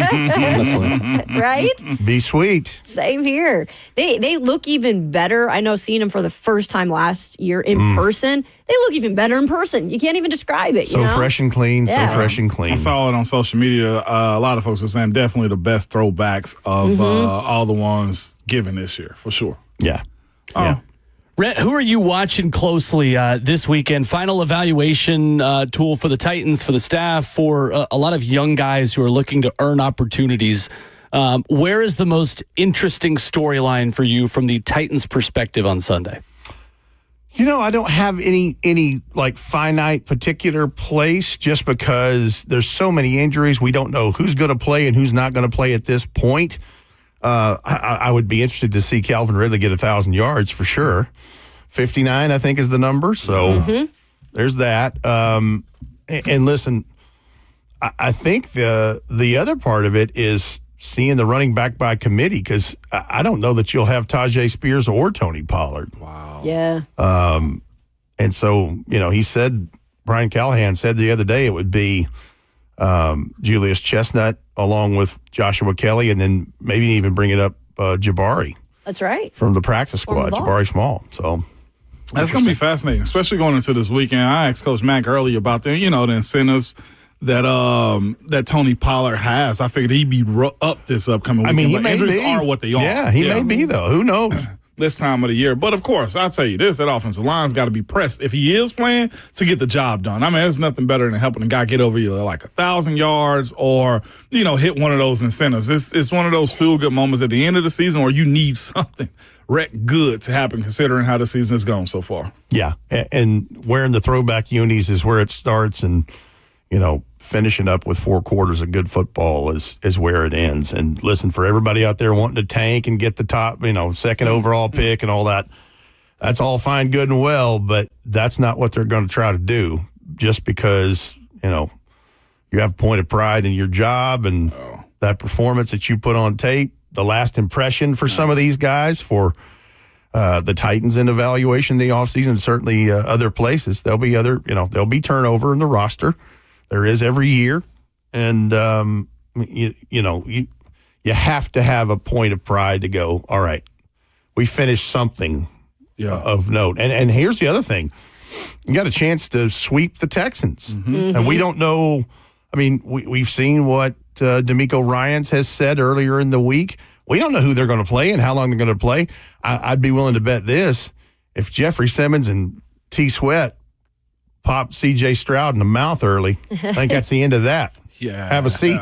For sure. Speaking of that and playing with a little bit of edge, Rhett, I don't think I've ever asked you guys, anybody part of Titans Radio, why is this game such a rivalry? Other than, like, I get it. Like, there's been a lot of back and forth on the uniforms, but it's two separate franchises. Where is the communication line been lost on why this is so spicy? Well, I think the part where the Titans and that part of it gets spicy is Houston's so butthurt by not being able to wear the uniforms they're going to wear this Sunday. Wow. I mean, they are really it's ours. We should do it.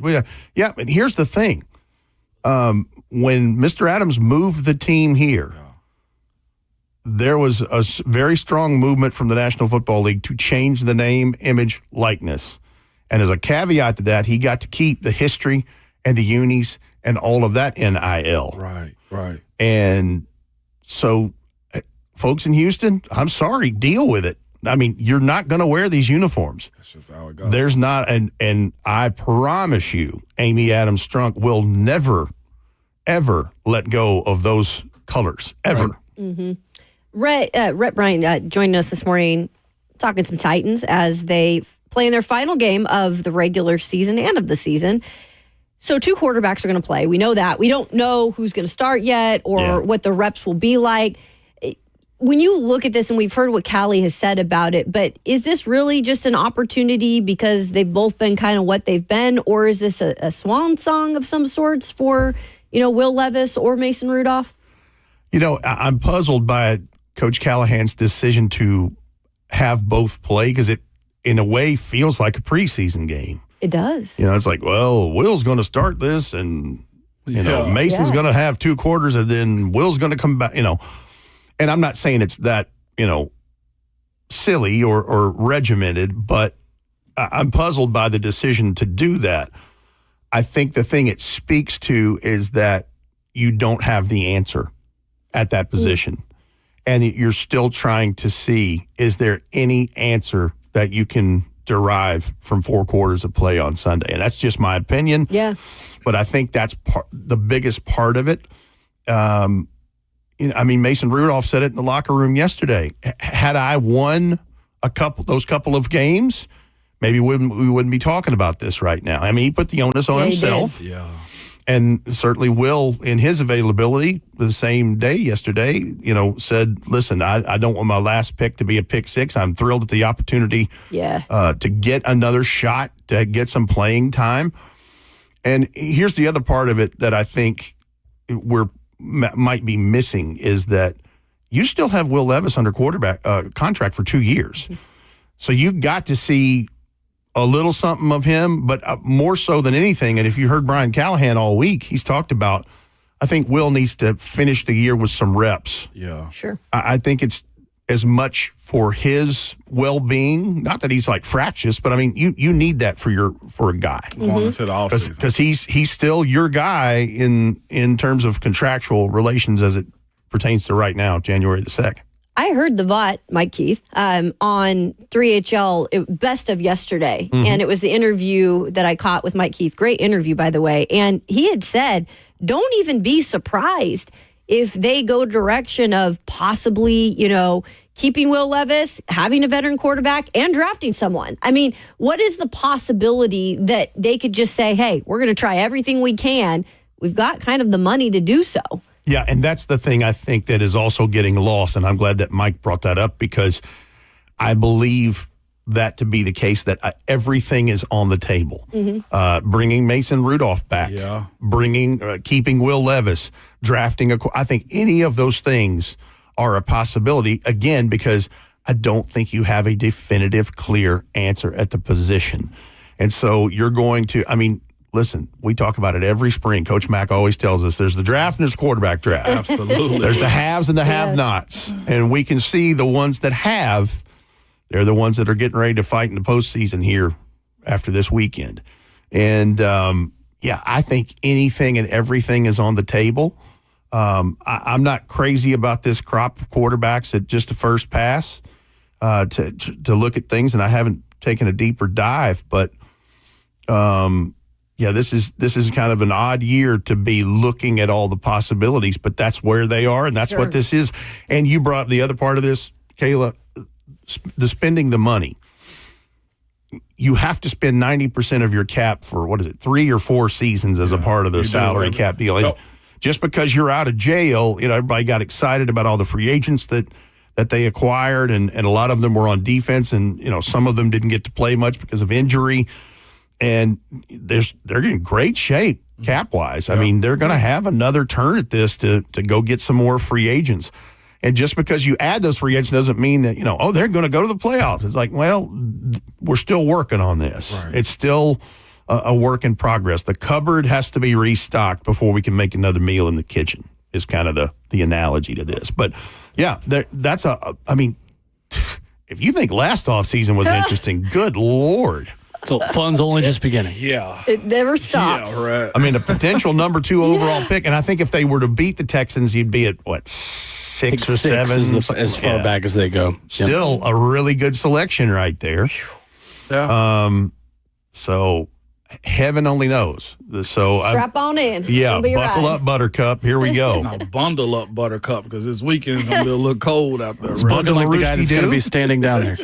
Say what? Said spoken like the guy that's going to be standing down there. Right. That was my only worry right now. Well, and isn't that funny that you weaved and dodged all of this until the last game of the year, and here it is in Nashville, that there's a chance of inclement weather. I mean, the same thing last week. You got rain last week, but it was 70 degrees. It's definitely not as bad as the 0-degree kickoff temperature for the Texans game 2 years ago. That was pushed back That's in true. an hour. Yeah, that was wild. Or it was Coldest lights. game in Nissan Stadium history. Like power. I'm just guessing on that. I assume it They is. had brownouts. Yeah, they had the roundouts that happened because it was so cold. Sure it was. So it won't be that bad. Yeah, I've skimped out. I'm gonna be honest. I appreciate it because I was thinking like, man, it's gonna be hot here. No, it was actually been pleasant almost everywhere. I think that, the forecasted high that I saw last night was like a high of 44. So be mixed precip early on, and then obviously if you get past the freezing mark, it'll probably move over to mixed precip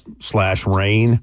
The big thing is going to be the wind in this. Southwest winds, I saw it anywhere from 10 to 20 miles an hour. That's what gets you.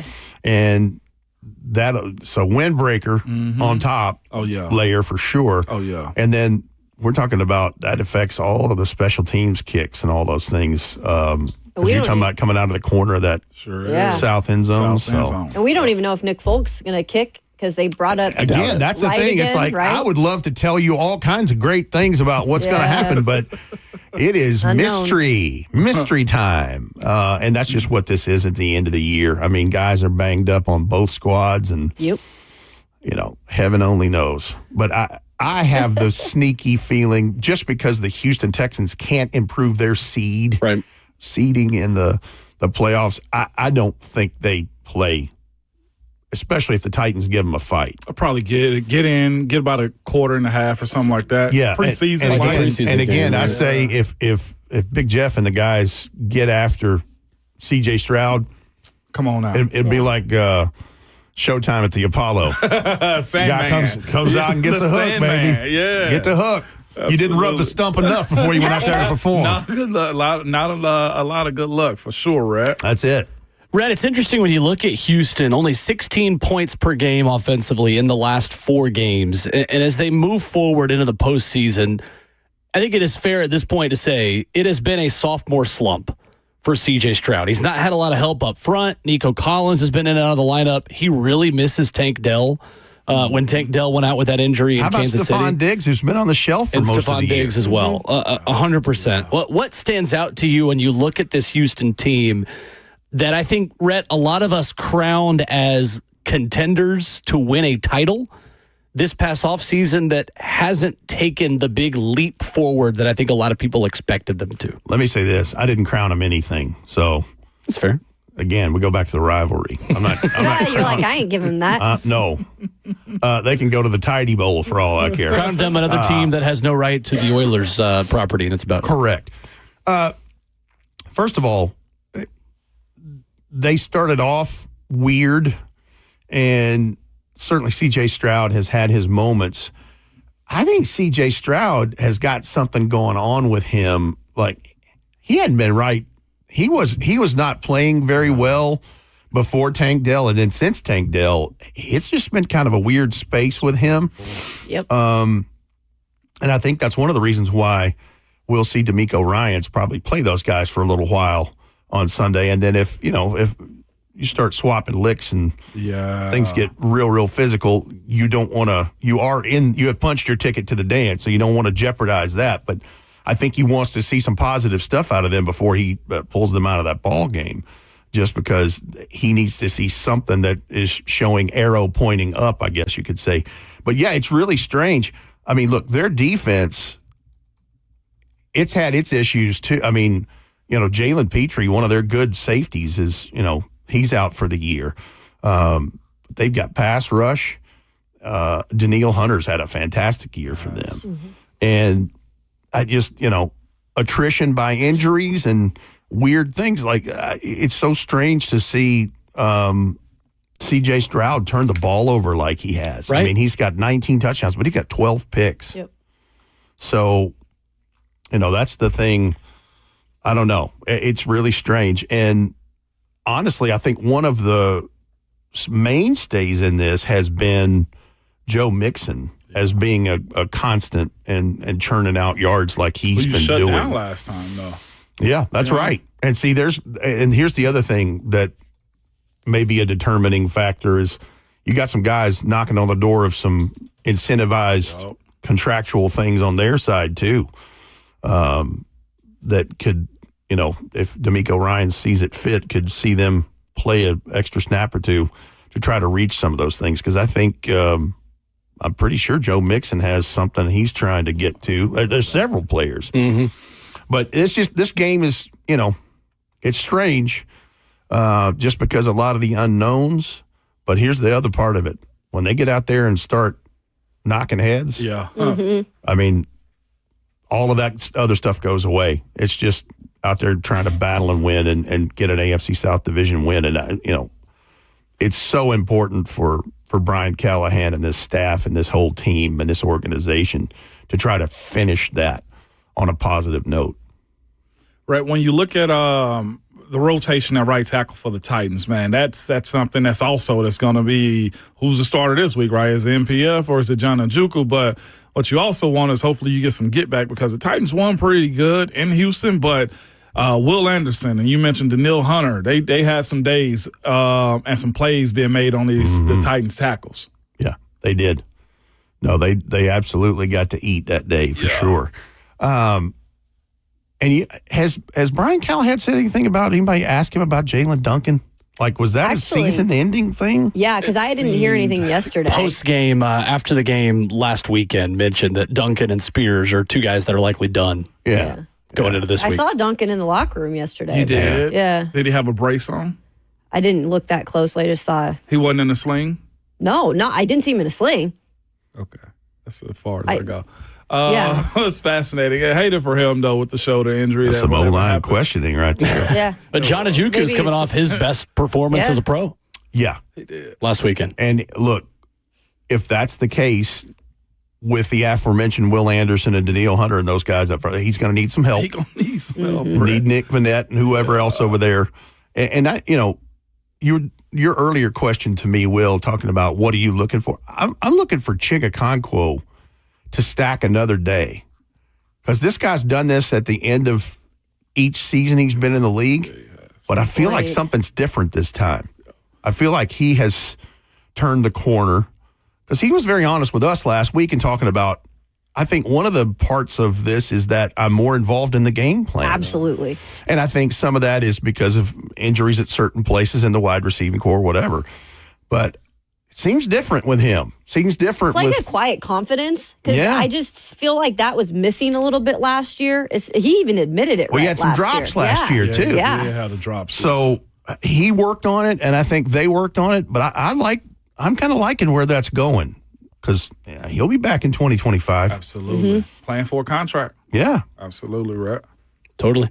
Rhett Bryan with us of Oilers Radio this weekend. Yes. As the Titans take on the Texans. Rhett, we appreciate you all season. I don't feel like I've added very much today, just because so much is up in the air. That's right. But the conversation is always good. I always appreciate you all. And so here we go with the last one. And Yeah. a wild and woolly offseason. Yes, We will have Can't Rhett's wait. big board ready next week. No, I'm kidding. Maybe not that quick. Thank you. Don't put that pressure on me. Absolutely Don't not. you put that evil on me, Ricky Bobby. That's right. But Happy New Year, everybody. Yeah, you Yeah, too, Rhett. You as well. Looking forward to the 2025 season. Yes.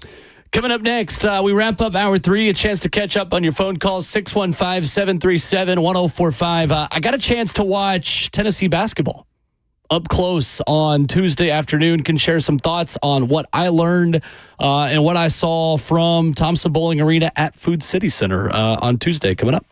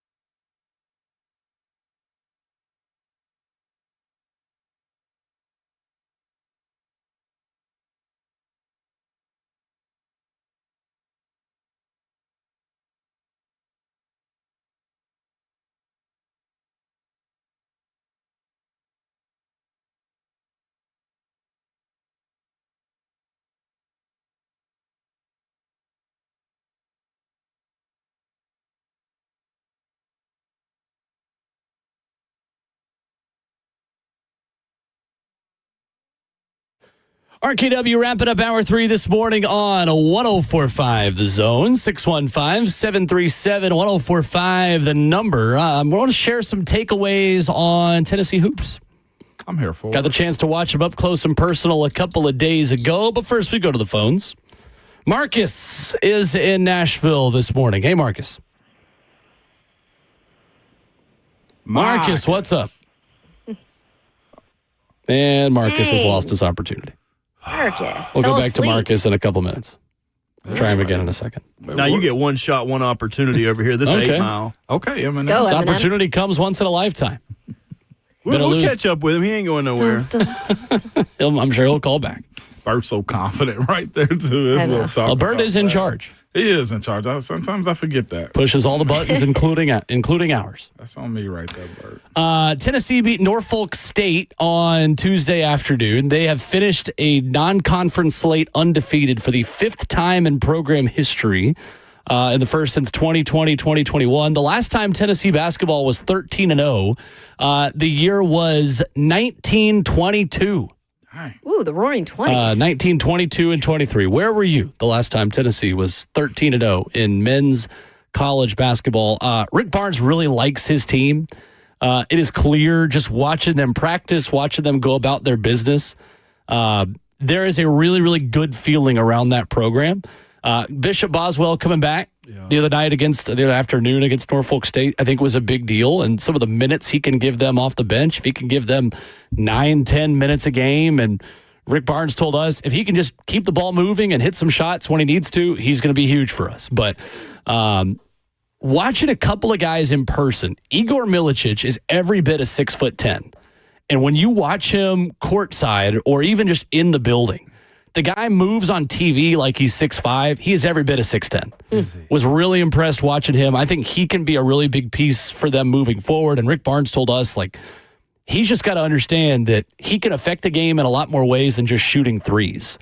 And he's in a little bit of a shooting slump right now, but is the leading rebounder for Tennessee. He's playing really good defense. He's impacting the game in other ways. Right. The 3-point shot's going to fall for him. I have no doubt. You watch him and shoot around. The guy doesn't miss.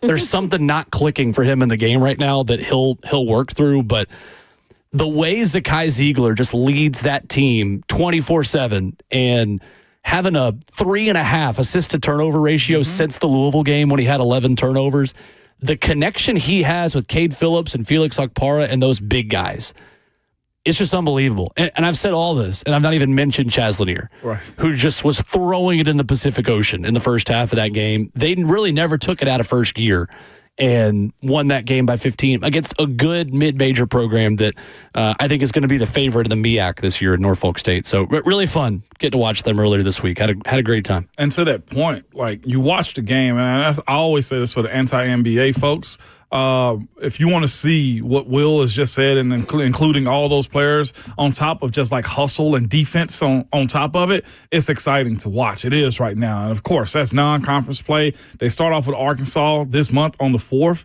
So we'll definitely see what it looks like when as it pertains to conference play and how they're able to sustain this. Because you brought up a point as far as their depth and hoping that guys can play ball for them for an extended amount of time. If Igor Milicic can give you more than outside of perimeter and rebounds and running up and down the court, this squad could be good. But I ain't gonna say it's fragile because in basketball, you need 5+1, maybe 2 more.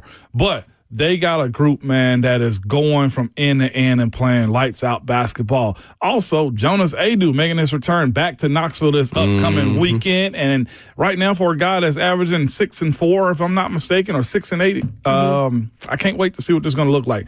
What you glad to have Igor Milicic, or would you love to have had Jonas Adu? Well, I think it's more Felix Okpara instead of Jonas Adu. Igor Milicic was kind of the same.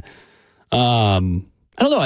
Igor's kind of a different kind of cat. They've not really had a 6'10" shooter like him. And Darlington Dubar, I think, is the other one. He's kind of the Josiah Jordan-James replacement, a 6'6", kind of stretch 4 who can really shoot the three. He's the guy that I think, as he continues to get back into game shape, it had the personal matter at the beginning of the season and then had a concussion a couple of weeks after that. as he gets back into total game shape, I think that staff really feels like he has not even shown half of what he could be yet. And I think the Hofstra transfer. Much as we talk about the players, I think you have to give Rick Barnes, who is, I'm not saying this like disparagingly, or is that the right word I'm using there? Disparagingly, that he's an older coach. Right. But he is in that era of like, a lot of them have retired. A lot of them have said, like, we're not into this new NIL. Miami's head coach just did that. Mm-hmm. I feel like with Rick Barnes, he has been so good at adapting, but still being himself and also finding the players to plug and play. You know, when one leaves, another one, he comes in the transfer portal and fits right in. So give a lot of credit, too, to Rick Barnes with what he's doing in terms of his coaching.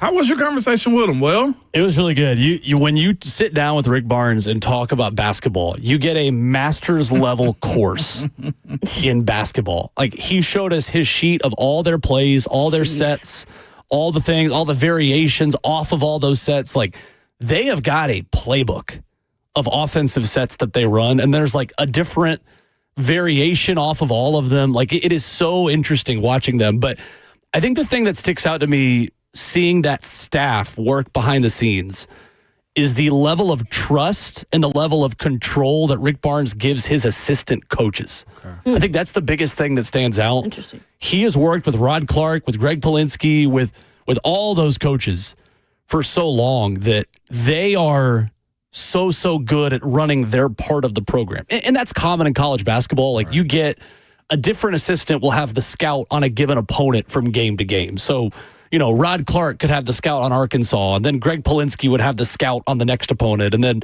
you know, Justin Gainey can have the scout of the next one, and you kind of watch film and present to the team what you've got. So that changes from game to game, obviously, but I asked Rick Barnes, I said, how fortunate do you feel to get such good on-court fits and also cultural fits in back-to-back seasons from Dalton Connect and Chaz Lanier? Because those two guys are really good basketball players. They also fit the it's not about me culture, and they fit into a Rick Barnes program very well. And he looked at me, he was like, well, by the grace of God, I've got a staff that knows the kinds of players that are going to work in my system. Because Rick Barnes will tell you, like, he is who he is still. Yeah. Like, he's adapted, and coaches always have to adapt, but he's like, this program is not for everyone. This system is not for everyone. He said, I will go into a gym that my assistant coaches have been recruiting in, and I'll point at a player and say, why aren't we recruiting this guy? And the coach will say, well, that guy can't play for you, coach. It's that simple. Yeah, that word for word what he told me. Like, okay, well, there you go. He trusts his coaches to understand, hey, this guy can hoop, but also he's going to play defense for you, and he's going to screen. Like, that's the biggest. There's so much that goes into playing in a Rick Barnes system of, like, screening the right way. Like, you've got different, like, Jordan Gainey this season, they are now running sets for Jordan Gainey. They were running for Dalton Connect and for Chaz Lanier, where he can read the leverage of defenders almost like a wide receiver on a choice route in a Josh Heupel offense and decide, hey, I've got three options of the way I can come off this screen based on what, like, 200, 300 level stuff that the team is old enough but fits the culture enough that there's just so much trust with those players and with that coaching staff. It was really cool to watch them work on Tuesday. No doubt, man. That's good to hear, especially, like I said, when it's trending in that direction of so much change. Like I was saying earlier, we spoke a little bit about this. Like, from Dalton Connect to Chaz Lanier, you simply got the same type of guy. You know what I'm saying? As far as, like, needing a big year, got a shooter, got a guy that needed to refine his defense, and a dude who is somewhat of a late bloomer. So that's what you do when you have winning programs to that point. When he's asking his coaches, why aren't we recruiting this? Well, hey, he's not our type. He know what his type is moving forward. They do. They are really good at finding a Tennessee basketball player type. And I think in basketball that is really important, right? Because in football, you have to have a roster that has stars. Yeah. Like, stars matter more in football than they do in basketball. You can develop to different styles and different systems. Like, Zakai Ziegler was not a 3-star even out of high school. Zakai Ziegler led the SEC in assists in back-to-back seasons and is probably he's on pace to be Tennessee's all-time assist leader, both single season and maybe even in his career. by the time it all gets done. Like, they recruited to a type, they developed a player who has grown into something else and is now one of the all-time greats in Tennessee basketball history. They are so good at scouting and recognizing who's going to work in their system. No doubt. I know for a fact Savage is excited about this team. Oh, I'm pumped, man. They are a well-oiled machine. Yeah. On and off the floor. And they were fine against Norfolk State. It was a 30-point spread. They won by 15.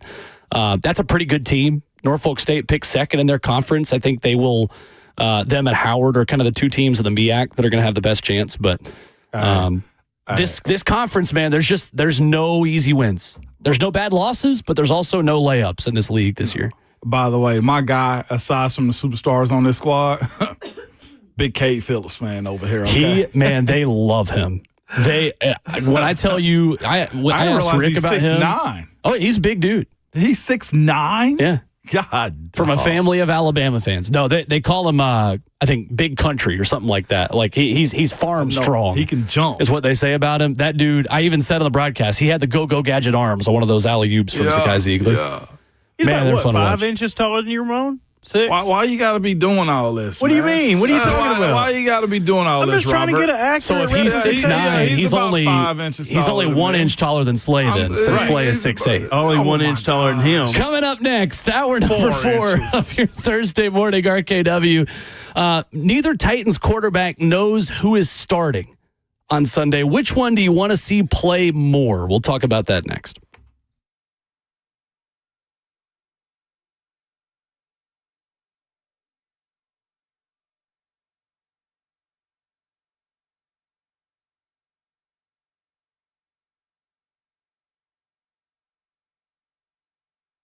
Hey, it is Will Bowling here for my friends at Lee Company. Do you have a ceiling light fixture that flickers? Do you need an extra outlet or two? Or maybe you just got some wall switches that don't seem to work. Maybe some days working perfectly, other days, maybe not as much. Well, these all seem to be simple issues. However, they are rarely do-it-yourself projects.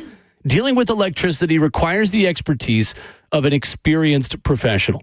So call the pros over at Lee Company at 615-567-1000. Their electrical team can solve any problem you have safely and efficiently.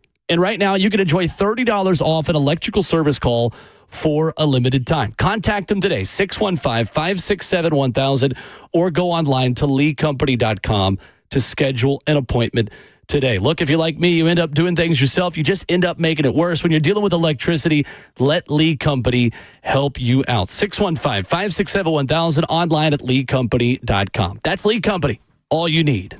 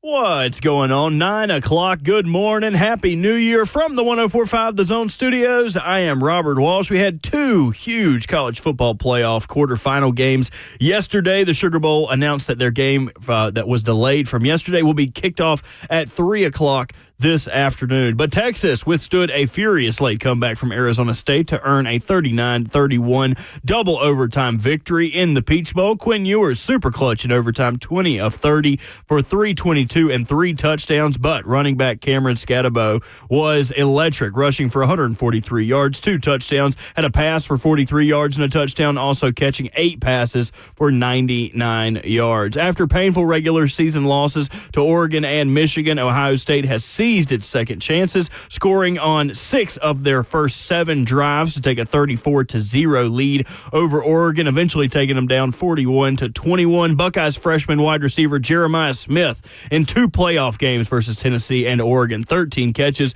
290 yards, and 4 touchdowns. Ohio State is headed to the Cotton Bowl on January 10th to face Texas for a berth in the national title game. For all your foundation repair and your waterproofing needs, you got to go to USSTN.com. Breaking news at once on your home for the Titans and the Vols. This is 104.5 The Zone.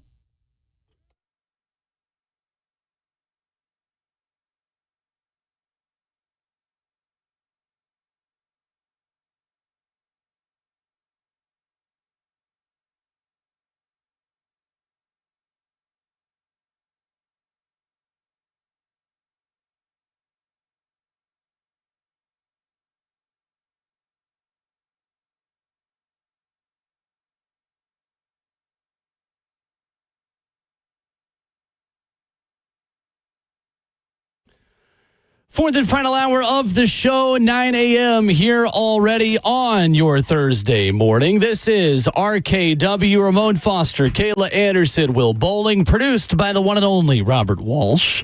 615-737-1045. How you jump in. Thursday 3 is in 20 minutes. Our picks for the college and NFL weekend. You guys picking any bowl games? You going all pro? There's only really 2. One, the playoff game tonight, and then I believe Ole Miss plays, but then we'd have to wait another full cycle. What do you guys think is the hardest week to bet? Because I'm stuck between week 1 and week 18. Well, week 1, you can kind of get lost in what expectations were from the previous year. It's week 18. I think this is the hardest by far. Week I'm going bet. through these and I might as well just throw up a coin. I feel like there's one game that we are all going to have a bet on because it is the only game of consequence, and it's easy to see what side you'd flip. Other than that, I'm doing the. I think this year favorites cover 73% of the time. So if you wanted to have some safe bets, I'm probably going to lean favorites in this week. That's a good little note. I don't know if I'm leaning 17.5 point favorites in the Ravens, the largest spread of the year. That's crazy. But there's a couple of double-digit spreads this year. Yeah, you're going to need to either the look Packers at or avoid. are on there as a double-digit favorite. Yeah, Denver is favored by 10.5 over Kansas City. Which I didn't have that on my bingo I know. Future Titan starting quarterback Carson Wentz taking it, taking it to the Broncos. I put him. Fans coming in the chat in 3, 2. Put him in my list. But no, it's Green Bay over Chicago. What a show that is up there in Chicago, though. I mean, goodness. A shy show? That's exactly what it is. You throw it in a win, Kelly, you better watch out. Here locally, Titans quarterbacks talked to the media yesterday, and neither of them know who's starting quite yet. Which one you want to see more of, Will Levis or Mason Rudolph? I don't care. That's my honest to goodness opinion, not trying to be rude.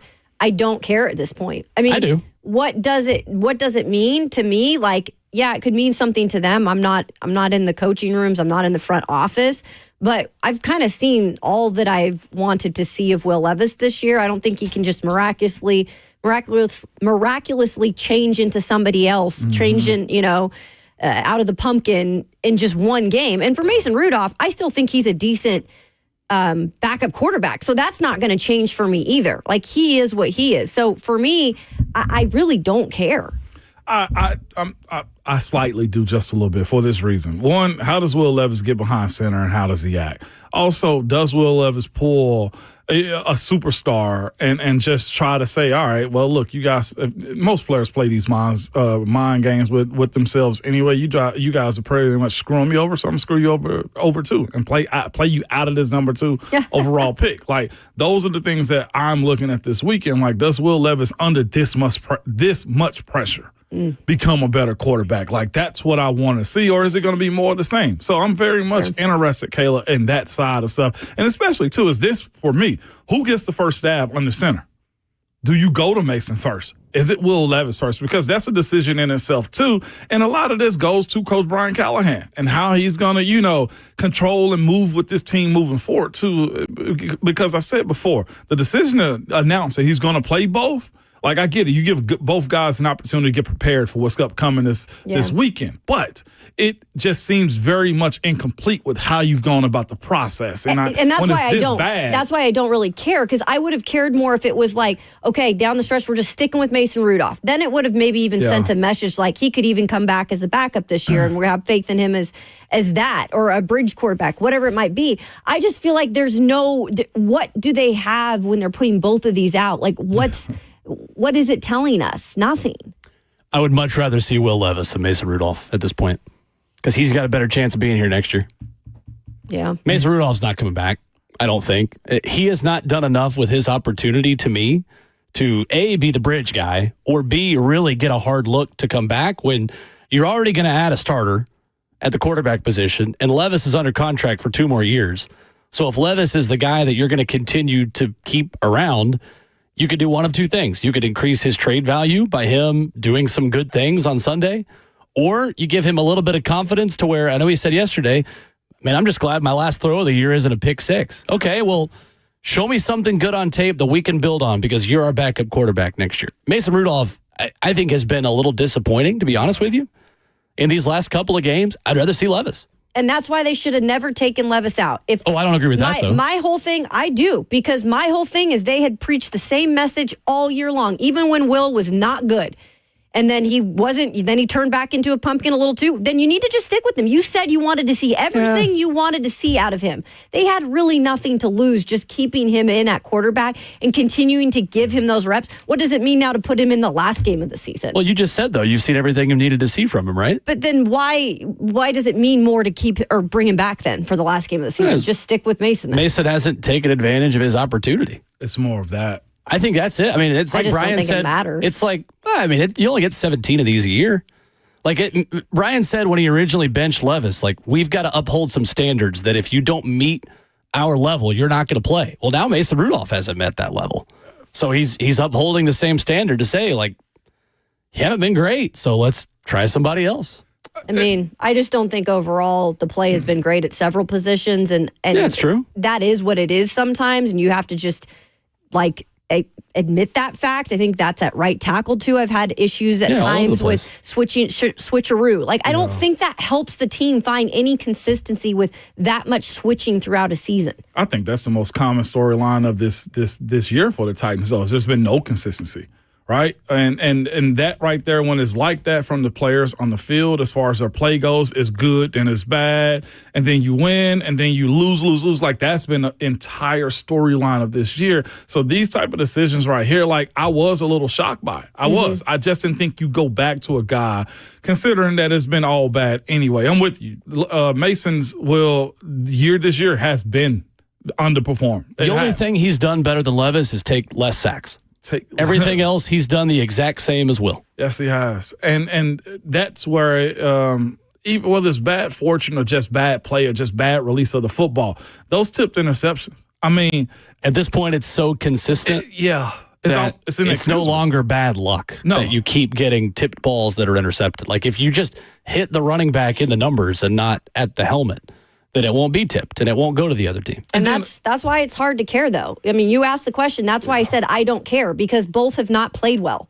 Period. It's like somebody said throwing Trevor Siemian. I'm laughing, but in the same way, I'm like, you might as well throw in another, quarterback to just do it. But with both of them, Mason Rudolph and Will Levis, it feels like with how they've played at times, like if you could put Will Levis's arm on Mason Rudolph's mind at time, remove the mistakes that both of them make, then you got a quarterback. Because I heard Blaine and Zach bring it up the other day too. Like at the end of the game, that pass to NWI, had there been Levis's arm, would he have been able to zip that in?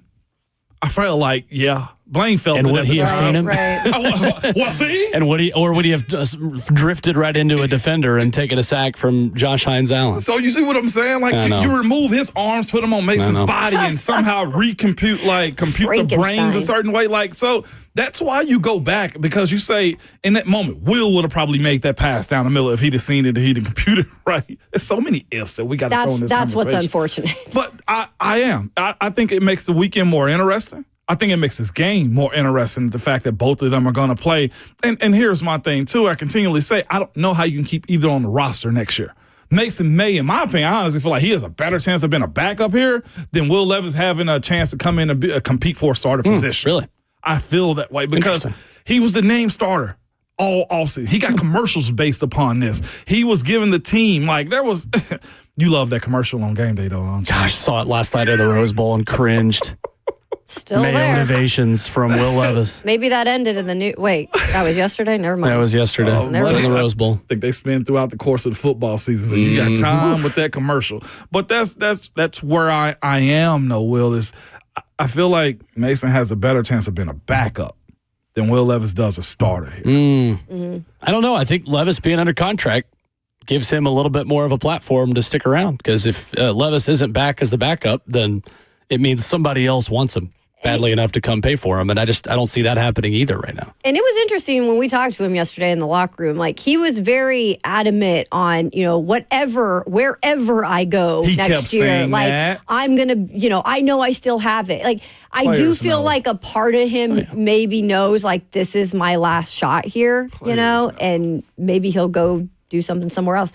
We have no idea, you guys. That's the thing. It's just wild. Which is why that makes the weekend and the opportunity for both of them to play that much more appealing. Sure. So if you're thinking about going to the game, man, come see it firsthand so you can say yay or nay and call us on Just come Monday to see about the it. unis in person. That's what I'd say. Man. That's my sell on that. Sad state of affairs when the pitch to come watch a professional football game is look at the uniforms. See him in person. Like Buck saying, well, you can watch Joe Burrow Yeah. a couple weeks ago, and Right. Sammy asked him that. No, man. I don't know which one's worse. Look, go out with a bang. If you're Levis, there's no way you're holding back this weekend. But when has he ever held back anything? Both on or off the field. Holding back is not necessarily something that's in Will Levis's vocabulary. John in the Borough up next. Hey, John. What's up, guys? Happy New Year. I You put too. things all well y'all's way. Thank you. You as well. I appreciate that. Happy New Year. Man, when Rhett was on earlier, you guys were just touching up on draft situations, and he mentioned a scenario where they keep Levis, get a veteran, and draft a quarterback. And I just wanted to throw a scenario at you and get your thoughts. Kirk Cousins comes our way on a veteran minimum deal. With the first-round draft pick, you get the best tackle in the draft. Rounds 2 through 4, you address the middle and back end of the defense. And then in the 5th round, you snatch up Jackson Dart, who I think shares some similar characteristics and traits of someone like Kirk Cousins, Drew Brees, Brock Purdy. They don't have the big arms, but they have incredible talent as far as accuracy, and go about giving yourself 3 options, 2 young guys to pick from, increase your probability of getting the right guy and keeping Levis around, which I would love to see us do. Thank you, John. I'm good on Cousins, to be honest with you.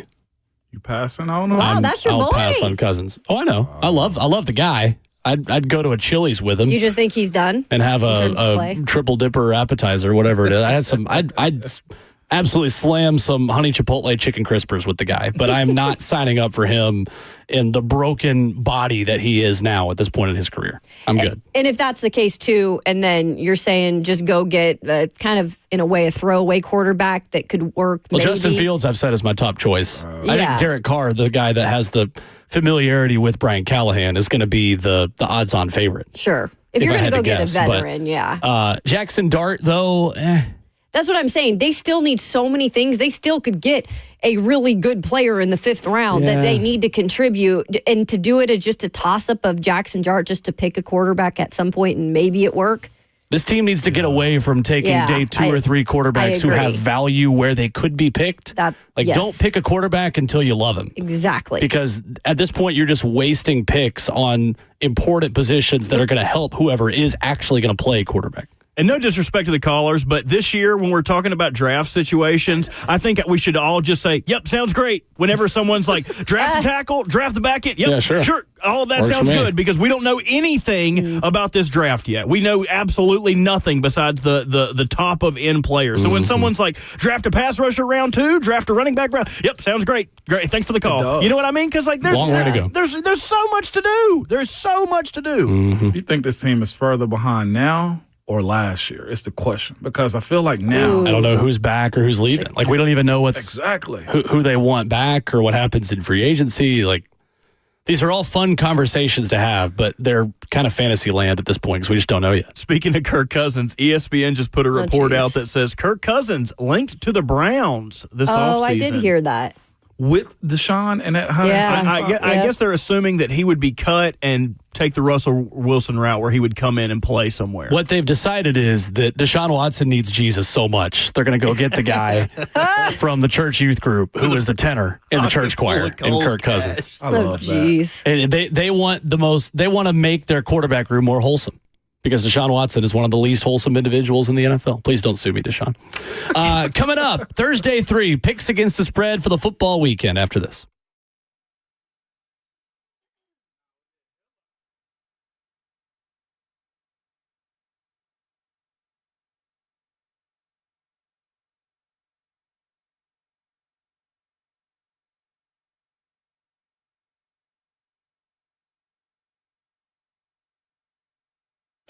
Is your concrete in need of repair? Maybe your sidewalk is shifting, your driveway cracked or sinking, or your porch steps, maybe they've moved. Shifting concrete can create a dangerous situation and trip hazard around your home. It's also just a big eyesore. It's Ramon Foster. Whatever's going on with your concrete, listen to me. Call United Structural Systems. Ask them about their polyurethane foam injections.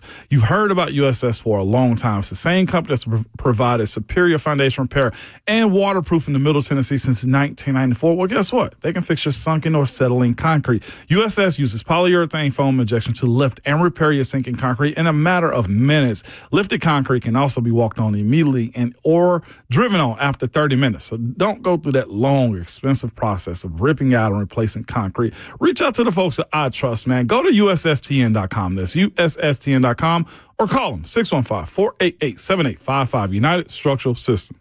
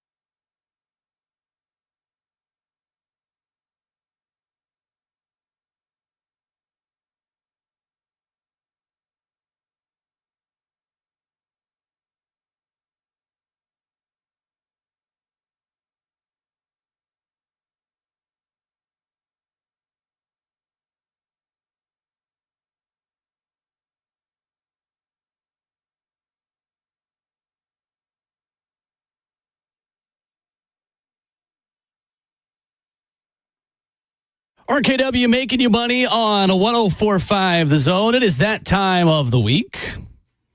Ramon Foster, Kayla Anderson, Will Bowling, Robert Walsh makes the show happen. First time we've all been here together for a Thursday 3 in a hot minute. I love minute. A warm second. Yeah, we got to change that. I need a day off again. I'm going to take next Thursday off. Me too. We'll see you. Yeah, see you there. Enjoy. There is one game that I know Ramon's going to be picking. Yeah. Interesting slate. I think Week 18 is more difficult to bet than Week 1 because motivation is something you can't put a price tag on. And I'm always curious when teams have nothing to play for, how much they care about playing football against some teams that do. Ramon, how many times are you in that position where you went into Week 17 in your day, back in your day, Back in my day, having your fate already locked up? Like, how much does that matter? it matters a good bit. I'm going to be honest with you, Will, because you're out there trying not to get hurt, and you're literally talking to guys, man, what y'all out here doing? What y'all want to do today? It's really funny. I ain't lying to you. Like, who's the one jerk that wants to go hard today? Point him out. All right, let's eliminate him quick. Okay, let's get him very much unmotivated for the rest of the game. So we'd attack a guy. Like, we saw you trying to be a hero on the last week of the season, and your cars are already on the transport to go down south to Miami or to Texas or to Tennessee or wherever the heck you spend your off season. Bro, you should have did this the first 16 weeks of the season. We ain't got no time for you right now. Look, we got the playoffs in front of us. I could really go on about this. Just being stuff. a cardio king, basically. This is the stuff I used to say to guys. So, yeah, Will. What you even doing right now? Try hard. Yeah. Hey, how's it feel to get your coach fired? Because you caused that. Is there anyone you want to expose who would always really go hard in games that didn't matter? It would be somebody we'd always finish with the Bengals. I was going to say somebody from Cincinnati or Cleveland. Oh, yeah. And immediately afterwards, what was it? Freddie Kitchens been fired. Like, I miss that fella's belly. Freddie oh, my God. Kitchens. That's North Carolina's offensive coordinator. Hey, I'm telling you, Bill Belichick's OC. Shout out to him, man. He helped pad a lot of our stats. No, with the roster that they had, to pull the curtain back a little bit when it was right before he was about to get hired. It was, I think it was Myles Garrett era and stuff like that. Yeah. And we were just looking at the squad like the Browns, like, boy. On paper. Hey, good team. They got a squad. And when they hired Freddie Kitchens, we was just like, oh, yeah, we good.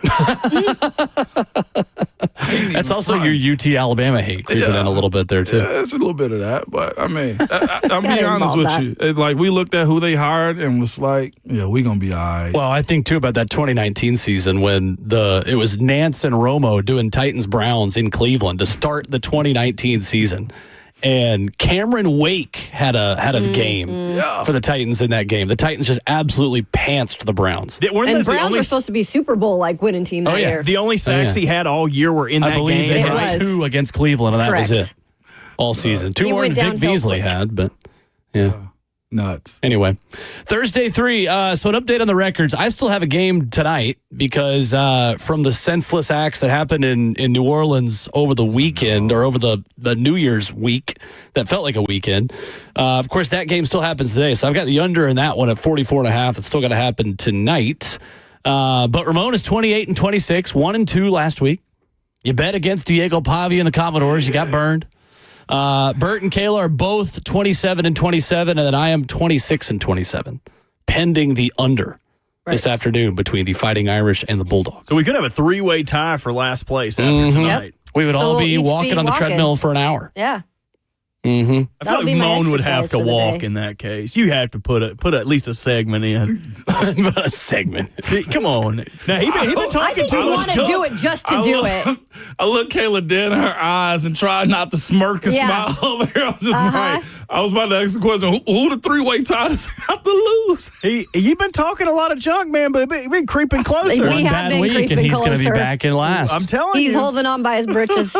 Or I could lose the under tonight and I could be in sole possession of the last. I wear belts around her because I've been giving y'all belts to butts all year. You hear me? It's going to get interesting.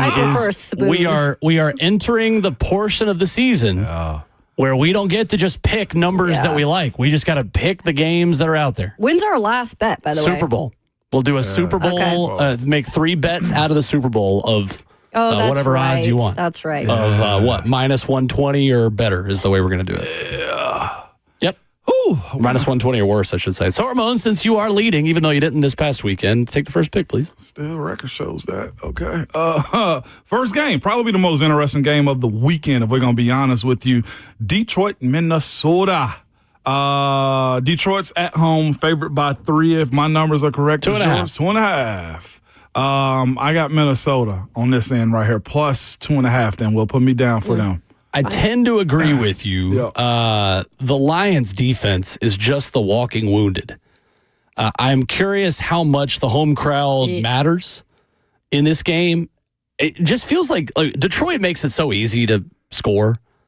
Like, you watch Detroit and then you watch bad football. You're like, why can't it be that easy? Seriously. Like, going from watching the Lions offense to the Titans offense, like, they make things look so easy that the Titans could not dream of doing. It looks fun. It does look fun. It looks fun. It's very fun. Now, does Ben Johnson, does he need to, like, chill on some of the trick plays? Because these games don't really matter. This one does. I think it's kind of fun.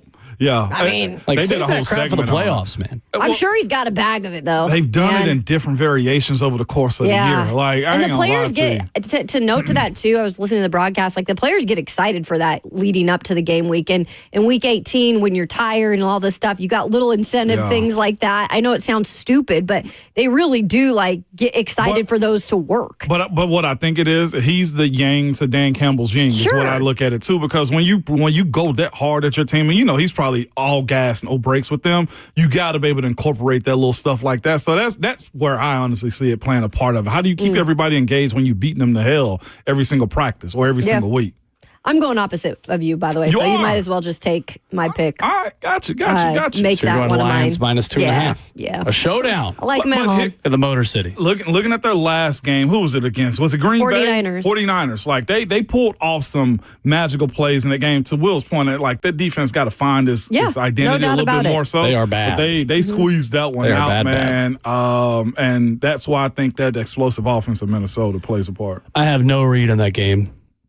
I was going to go Vikings, but I'm just not confident enough in it. I'll be your Huckleberry. Nothing will surprise me. I don't have a read in that on game any of other these. than like 10-9. Yeah, I just to go ahead and get it out of the way, I also went with Vikings plus 2.5. I just feel like they're pretty even, and I just enjoy getting the points. So I'm leaning Vikings there. Are they the one? No, it's Detroit that actually has 4 guys over 1,000 yards from scrimmage. I thought Minnesota did too with Justin Jefferson and Jordan Addison, and a running back too. But no, that's Aaron Jones.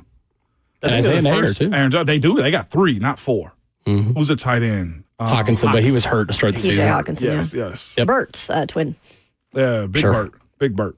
I'm shocked this was not Ramon's first pick, but guys, what are we doing? The Steelers as a home underdog when the sun has already set and lights are on and Renegade will be played multiple times and it's a division game. Why are the Steelers an underdog at home to the Cincinnati Bengals? I do not understand this. I do not understand it at all. My thinking is if the Ravens win earlier that day, they will have nothing to play for. Fair enough. Which is why I think the spread is what it is. Fair enough. I think it would be a pick 'em if they played before the Ravens. Yeah. I still am going Steelers because when Renegade is played under the lights, weird things happen. And I know that's not really much like I'm not doing real analysis. I'm just telling you what my gut says about this. And sometimes you have to listen to your gut when making picks against the spread. Steelers plus 1.5, man. I'm all over it. Home dog. Mike Tomlin is a home dog. Mike Tomlin is an underdog. That is where he does his best work. So that's almost an auto pick for me. When I see a Mike Tomlin team is getting points, I always take the points. And I'm going to lean into this one, too. I got them also, Will. This upcoming weekend, I am mean to jump the line. But I'm plus 1.5 for the Steelers on this one. So, and just to add more context, like, I'll root for my divisional opponent, you know what I'm saying, my rival in the playoffs. Mike Tomlin's not built like that. He petty. Okay? He wants to see you be buried. Yep, absolutely. And here's the other thing, too. Losing 4 in a row to end the season. As a coach, you can't allow that. They're on the 3-game skid right now. At home, that crowd is getting antsy, as Kayla said, the conversation about Mike Tomlin, all those types of things. Hey, it's even deeper than that with the idea that they can't get bounced out of the first round of the playoffs. So I got Steelers at home. It's going to be a dusty, cold night in Pittsburgh. Yes. Cincinnati 1-4 against the spread in its last 5 against Pittsburgh. according to the trends. Wow. Kayla, your second pick. I'm going to go. Washington Commanders have been good to me this year, betting with them. And I understand that, a lot of these games don't mean anything. And I think a lot of it becomes then how well prepared is the coach, even for the guys that come behind these starters. And I do still think like the Commanders playing the Cowboys this weekend, that's always a rivalry, right? No matter who's playing and who's not. Seeding still kind of could matter for the Commanders in this one. I feel like Dan Quinn has some unfinished business in terms of how he wants his team to play in all three phases in this game. And all comes down to it, if Mariota does come in, I feel comfortable with Marcus Mariota as a backup in the situation. So I'm going with Commanders -5 over the Cowboys in this one. There you go. Commanders 4.5, what they are getting. So I'll give you a half point. Perfect. Bert? I'm going back to the Steelers-Bengals game. I've got to go Bengals -2. I think that the Bengals are hot right now. Give you 1.5. And I laid out the scenario. Oh, give me 1.5. Come on, Look man. at that. I don't love it. I would I'm rather helping win. you. I know, but I would rather win it fair and square the way I had it previously. I hope that Mike Tomlin heard my pitch earlier as to why it could be a good thing for the Bengals to make the playoffs for the AFC North. That's neither here nor there. I think Joe Burrow gets it done despite the Steelers' defense getting a little healthier, getting Joey Porter Jr. back at practice. He practiced fully yesterday. So I think Bengals are able to pull it off, but I do think it's a good, tough game where Joe Burrow probably gets hit around 12 times. To be fair to Cincinnati, too, this is the type of team that can give Pittsburgh's corners trouble because that is really the glaring weakness of the Steelers. Other than, some of the offensive struggles when George Pickens has been hurt. Like, the corners have not been great against really good receivers. And that's the tough part again. And Ramon can speak to this better than I can about how that's been a tough spot for them for years. Yeah. Like I remember for the longest, it was Joe Hayden and a group of other men. A group of others. It was before Joe, it was Ike Taylor and a group of other men. It's always been that case. At least now you've got Dante Jackson and Porter back there, like two younger guys who can play, but still. And apparently, whatever defensive issues they had got fixed on Tuesday after that game, whatever that game was. Love it. Okay. House stuff going on. Well, if you could bet on George Pickens to get in a fight, if there were odds on that, lay that then down any day. Hammer. Yeah. Hammer. That would be -250. George Pickens to get in a scuffle in a divisional game. I am headed to the great city, he says with the utmost sarcasm, of Jacksonville. Oh, geez. The Tax Slayer Gator Bowl is moved to tonight from this afternoon because the Sugar Bowl got moved to this afternoon. Ole Miss is playing Duke. What if I told you there is a starting quarterback who is playing in this game, who opted into this game, and his name is Jackson Dart. Jackson Dart not sitting out. Now, we'll see. In Central Florida, sometimes quarterbacks opt out at halftime. We'll see if he does that. I don't think he's going to. Malik Murphy is gone for Duke. They don't have their quarterback. He's gone now. Ole Miss is getting 17.5 points, and I want the points. I want Ole Miss -17.5. Wow. I think for Jackson Dart, this is an audition for him to join some of the top quarterbacks in the NFL draft. I think guys like that, where it's important for them to play in the bowl game, I think Jackson Dart wants to put on a show. And I think Lane Kiffin, as petty as he is, and as much as his Twitter fingers have been hot, talking about SEC teams not performing well, all Lane Kiffin wants to do is to put up 50 on Duke and run to Twitter and say, at least we did our part. Yep. SEC. That is what I think is going to happen. I think Ole Miss wins this game maybe by 4 or 5 touchdowns and puts on a show because that is who Lane Kiffin is, and he's got his quarterback. Ole Miss -7.5 or 17.5 against Duke. In the Tax Slayers Gator Bowl. I would ride with that easily. Ramon, your third and final pick, please. Third and final pick is going to be, ladies and gents, Philly and the Giants. The Giants are just that bad. I got nothing else to say other than the fact that Philly, with resting their starters, 2.5 points, I think their talent is just that good. I think they beat them regardless. It's a division game. Nothing else matters other than embarrassing the Giants. So 2.5, give me Philly on that. Okay. I like it. Caleb? I've been going back and forth. I guess this is tough. I'm going to go, instead of taking a team for Bengals Steelers, I know that Joe Burrow runs this offense. I know that is, an offense that's never really been out of the flow, but I feel like in Pittsburgh, it's cold. I feel like it's a defensive type of game. I almost think I'm going to go with under 40 and 8.5. For Steelers. Bengals. Under 40? Yeah, 48.5. 48.5. Yeah. The total on that one Was it is 18.5 actually? 48.5. Dang 48.5, yeah. Look at that number again. I think it's 28.5. 48. That's what I was thinking. Like, who's scoring all these points? Yeah. You definitely right by going under. Yeah, that's a Yeah. lot of points. Yep. That's a lot. of So points. There's a lot of points. Bert? For my last one, this is the toughest week, and I hate it because, I pride myself on being like, sorry. this You team's gonna be pretty okay? good. Oh, that team's pretty good. I got to go with the Bucs this week. Huge spread. Absolutely massive. I had it at 13.5, but they have to win. If they lose and the Falcons win, Falcons replace them as the winner of the NFC South. Yet another crappy team eking into the NFC. Stop me if you've heard this before. The Bucs have to win, and there is a blood feud between the Bucs and the Saints currently. I think the D-line is going to be tough for the Saints, but outside of that, the Bucs should walk all over them. Mike Evans needs a handful of catches and a couple yards 85? to hit. You are correct. Nice. 85 yards to hit his incentives. I'm sure Baker will feed him. Baker also has passing yards incentives that he can hit. So I'm going to go with the Bucs. Hope they can cover the 13.5. I looked at Dolphins-Jets.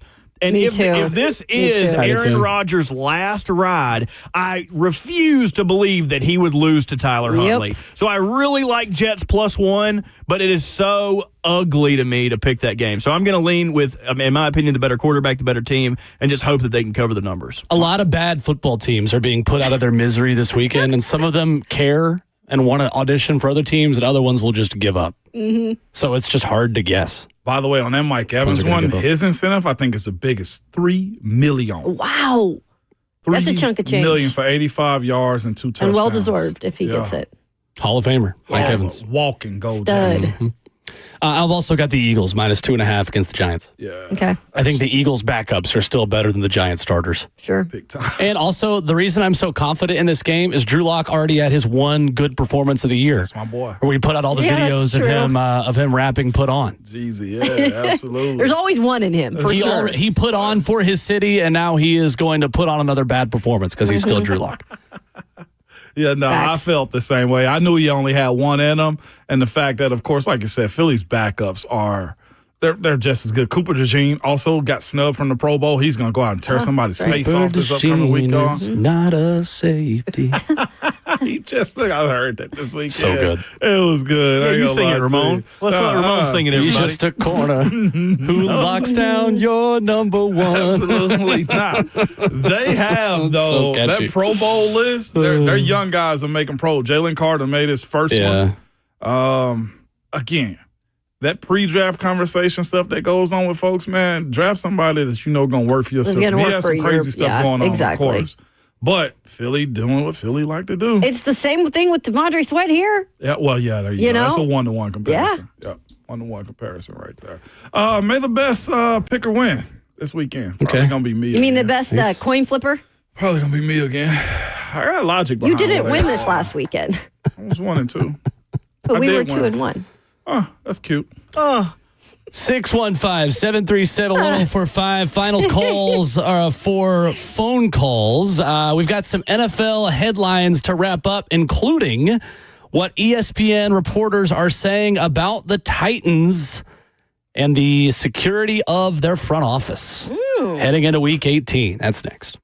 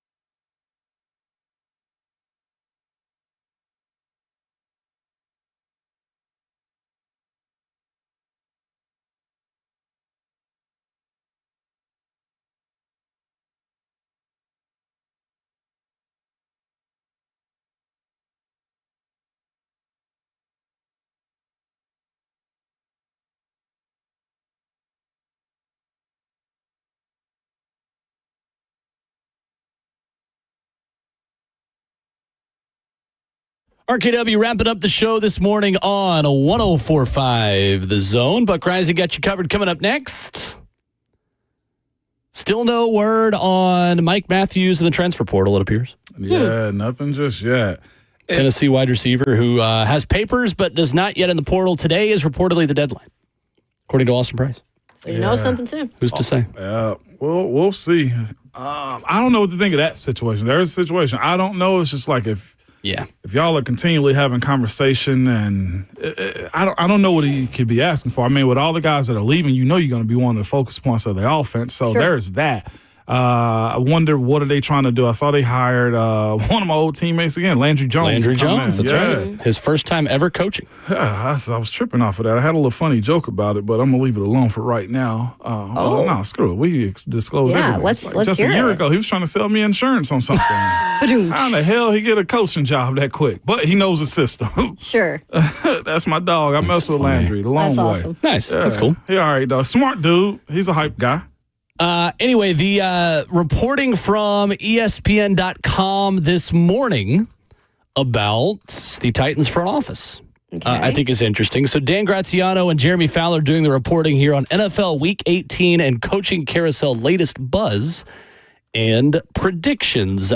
There's a lot of stuff in here about coaching nuggets, about who could become available, draft things, coordinators, all that kind of stuff. And then at the very bottom, the penultimate bullet point. You like that word? That's a $10 word to start the year. That's like I'm really filibustering like $30 burying the lead here. 2025 increasing vocab. They're right. The Titans are 9-24 in GM Rain Carthon's first two seasons. And with a new stadium opening in 2026, the Titans want to find the winning track sooner than later.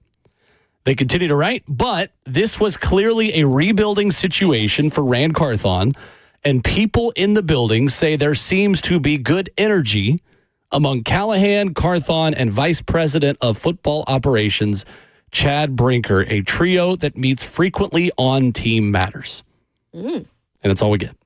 Collaboration. So it's interesting because there's not really a comment on so they're safe, right? Right. Like all we get there is like there's a good energy. Okay. This was clearly a rebuilding situation. Okay, like, can you tell us something we didn't already know? This sounds a whole lot like we'll handle it when your dad gets home. Yeah, it just, that doesn't really give me any news, to be honest with you. It does fit that more than anything. We'll handle this when your dad get home. Like, Bert, that was about as perfect as you can get. You just don't know whether you're going to get your ass whooped or not. Yeah. Like, I mean, maybe there's not about a lot being leaked out anyway. I mean, this time of the year, you kind of want to know that. This isn't like you got to deal with recruiting and stuff like that. It's just, all right, what are these guys fighting for this upcoming weekend? And it's more than just the players. Like, the reshaping of this roster is going to be big. And how much more do you advance yourself if you let go of them? Of this front office and coaching staff, too? Those are the questions you got to ask yourself. There's always a bigger and better coach out there, right? That conversation is as real as it gets. But like the fact that you got to, wait on pins and needles to figure out what the end all is going to be, I think everybody stays put. I don't think Graziano and who else had it? Was it Rappaport? Fowler. Jeremy Fowler. And this report specifically is Dan Graziano and Jeremy Fowler. But a couple of days ago, it was Rappaport. Yeah, sure. that had talking about Callahan being back. Exactly. So it's. I feel like we got to believe what we're hearing right now because I can't see where they're, the idea of playing chicken, that these guys are good until they're not on Monday. So I think all is well. The vibe's been good. All right, yeah, we've heard that. It comes down next year into if they're still here winning football games. Absolutely. And I think less is going to be more with this group moving forward because as much conversation was had this offseason and as many folks have spoke, I feel like this was one message by everybody inside of the building said, let's get this out now. Yeah, I just, my gut tells me they're not going to be changed with those three at least. And, with the staff in terms of who might come in and come out, I don't think it's going to be a major turnover either. I think there will be maybe a couple positions that you could see some changes in. But I do think that they want to keep everything as the same as it can be, considering you're going to have roster turnover again. And then, look, if it doesn't work next year with the parts you add and the coaches that you kept, you have to make changes. Yeah, that's where it gets real dicey. But what I do know is this: depending on what they pick in the first round, if they stay at 2,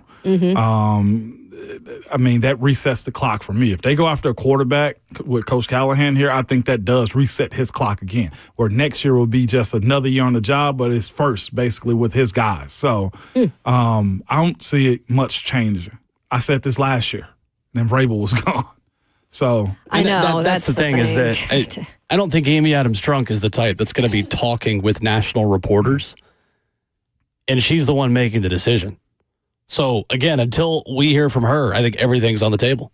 And this is not us hearing from her. These are a couple of reporters that have been told, yeah, the vibe in the building's good. Okay, cool. I don't think that means anything right now. Is this little blurb right here at the end of this article essentially what I guess the powers of be are moving forward? Because it's Carthon, it's Brinker, and it's Callahan. Yeah.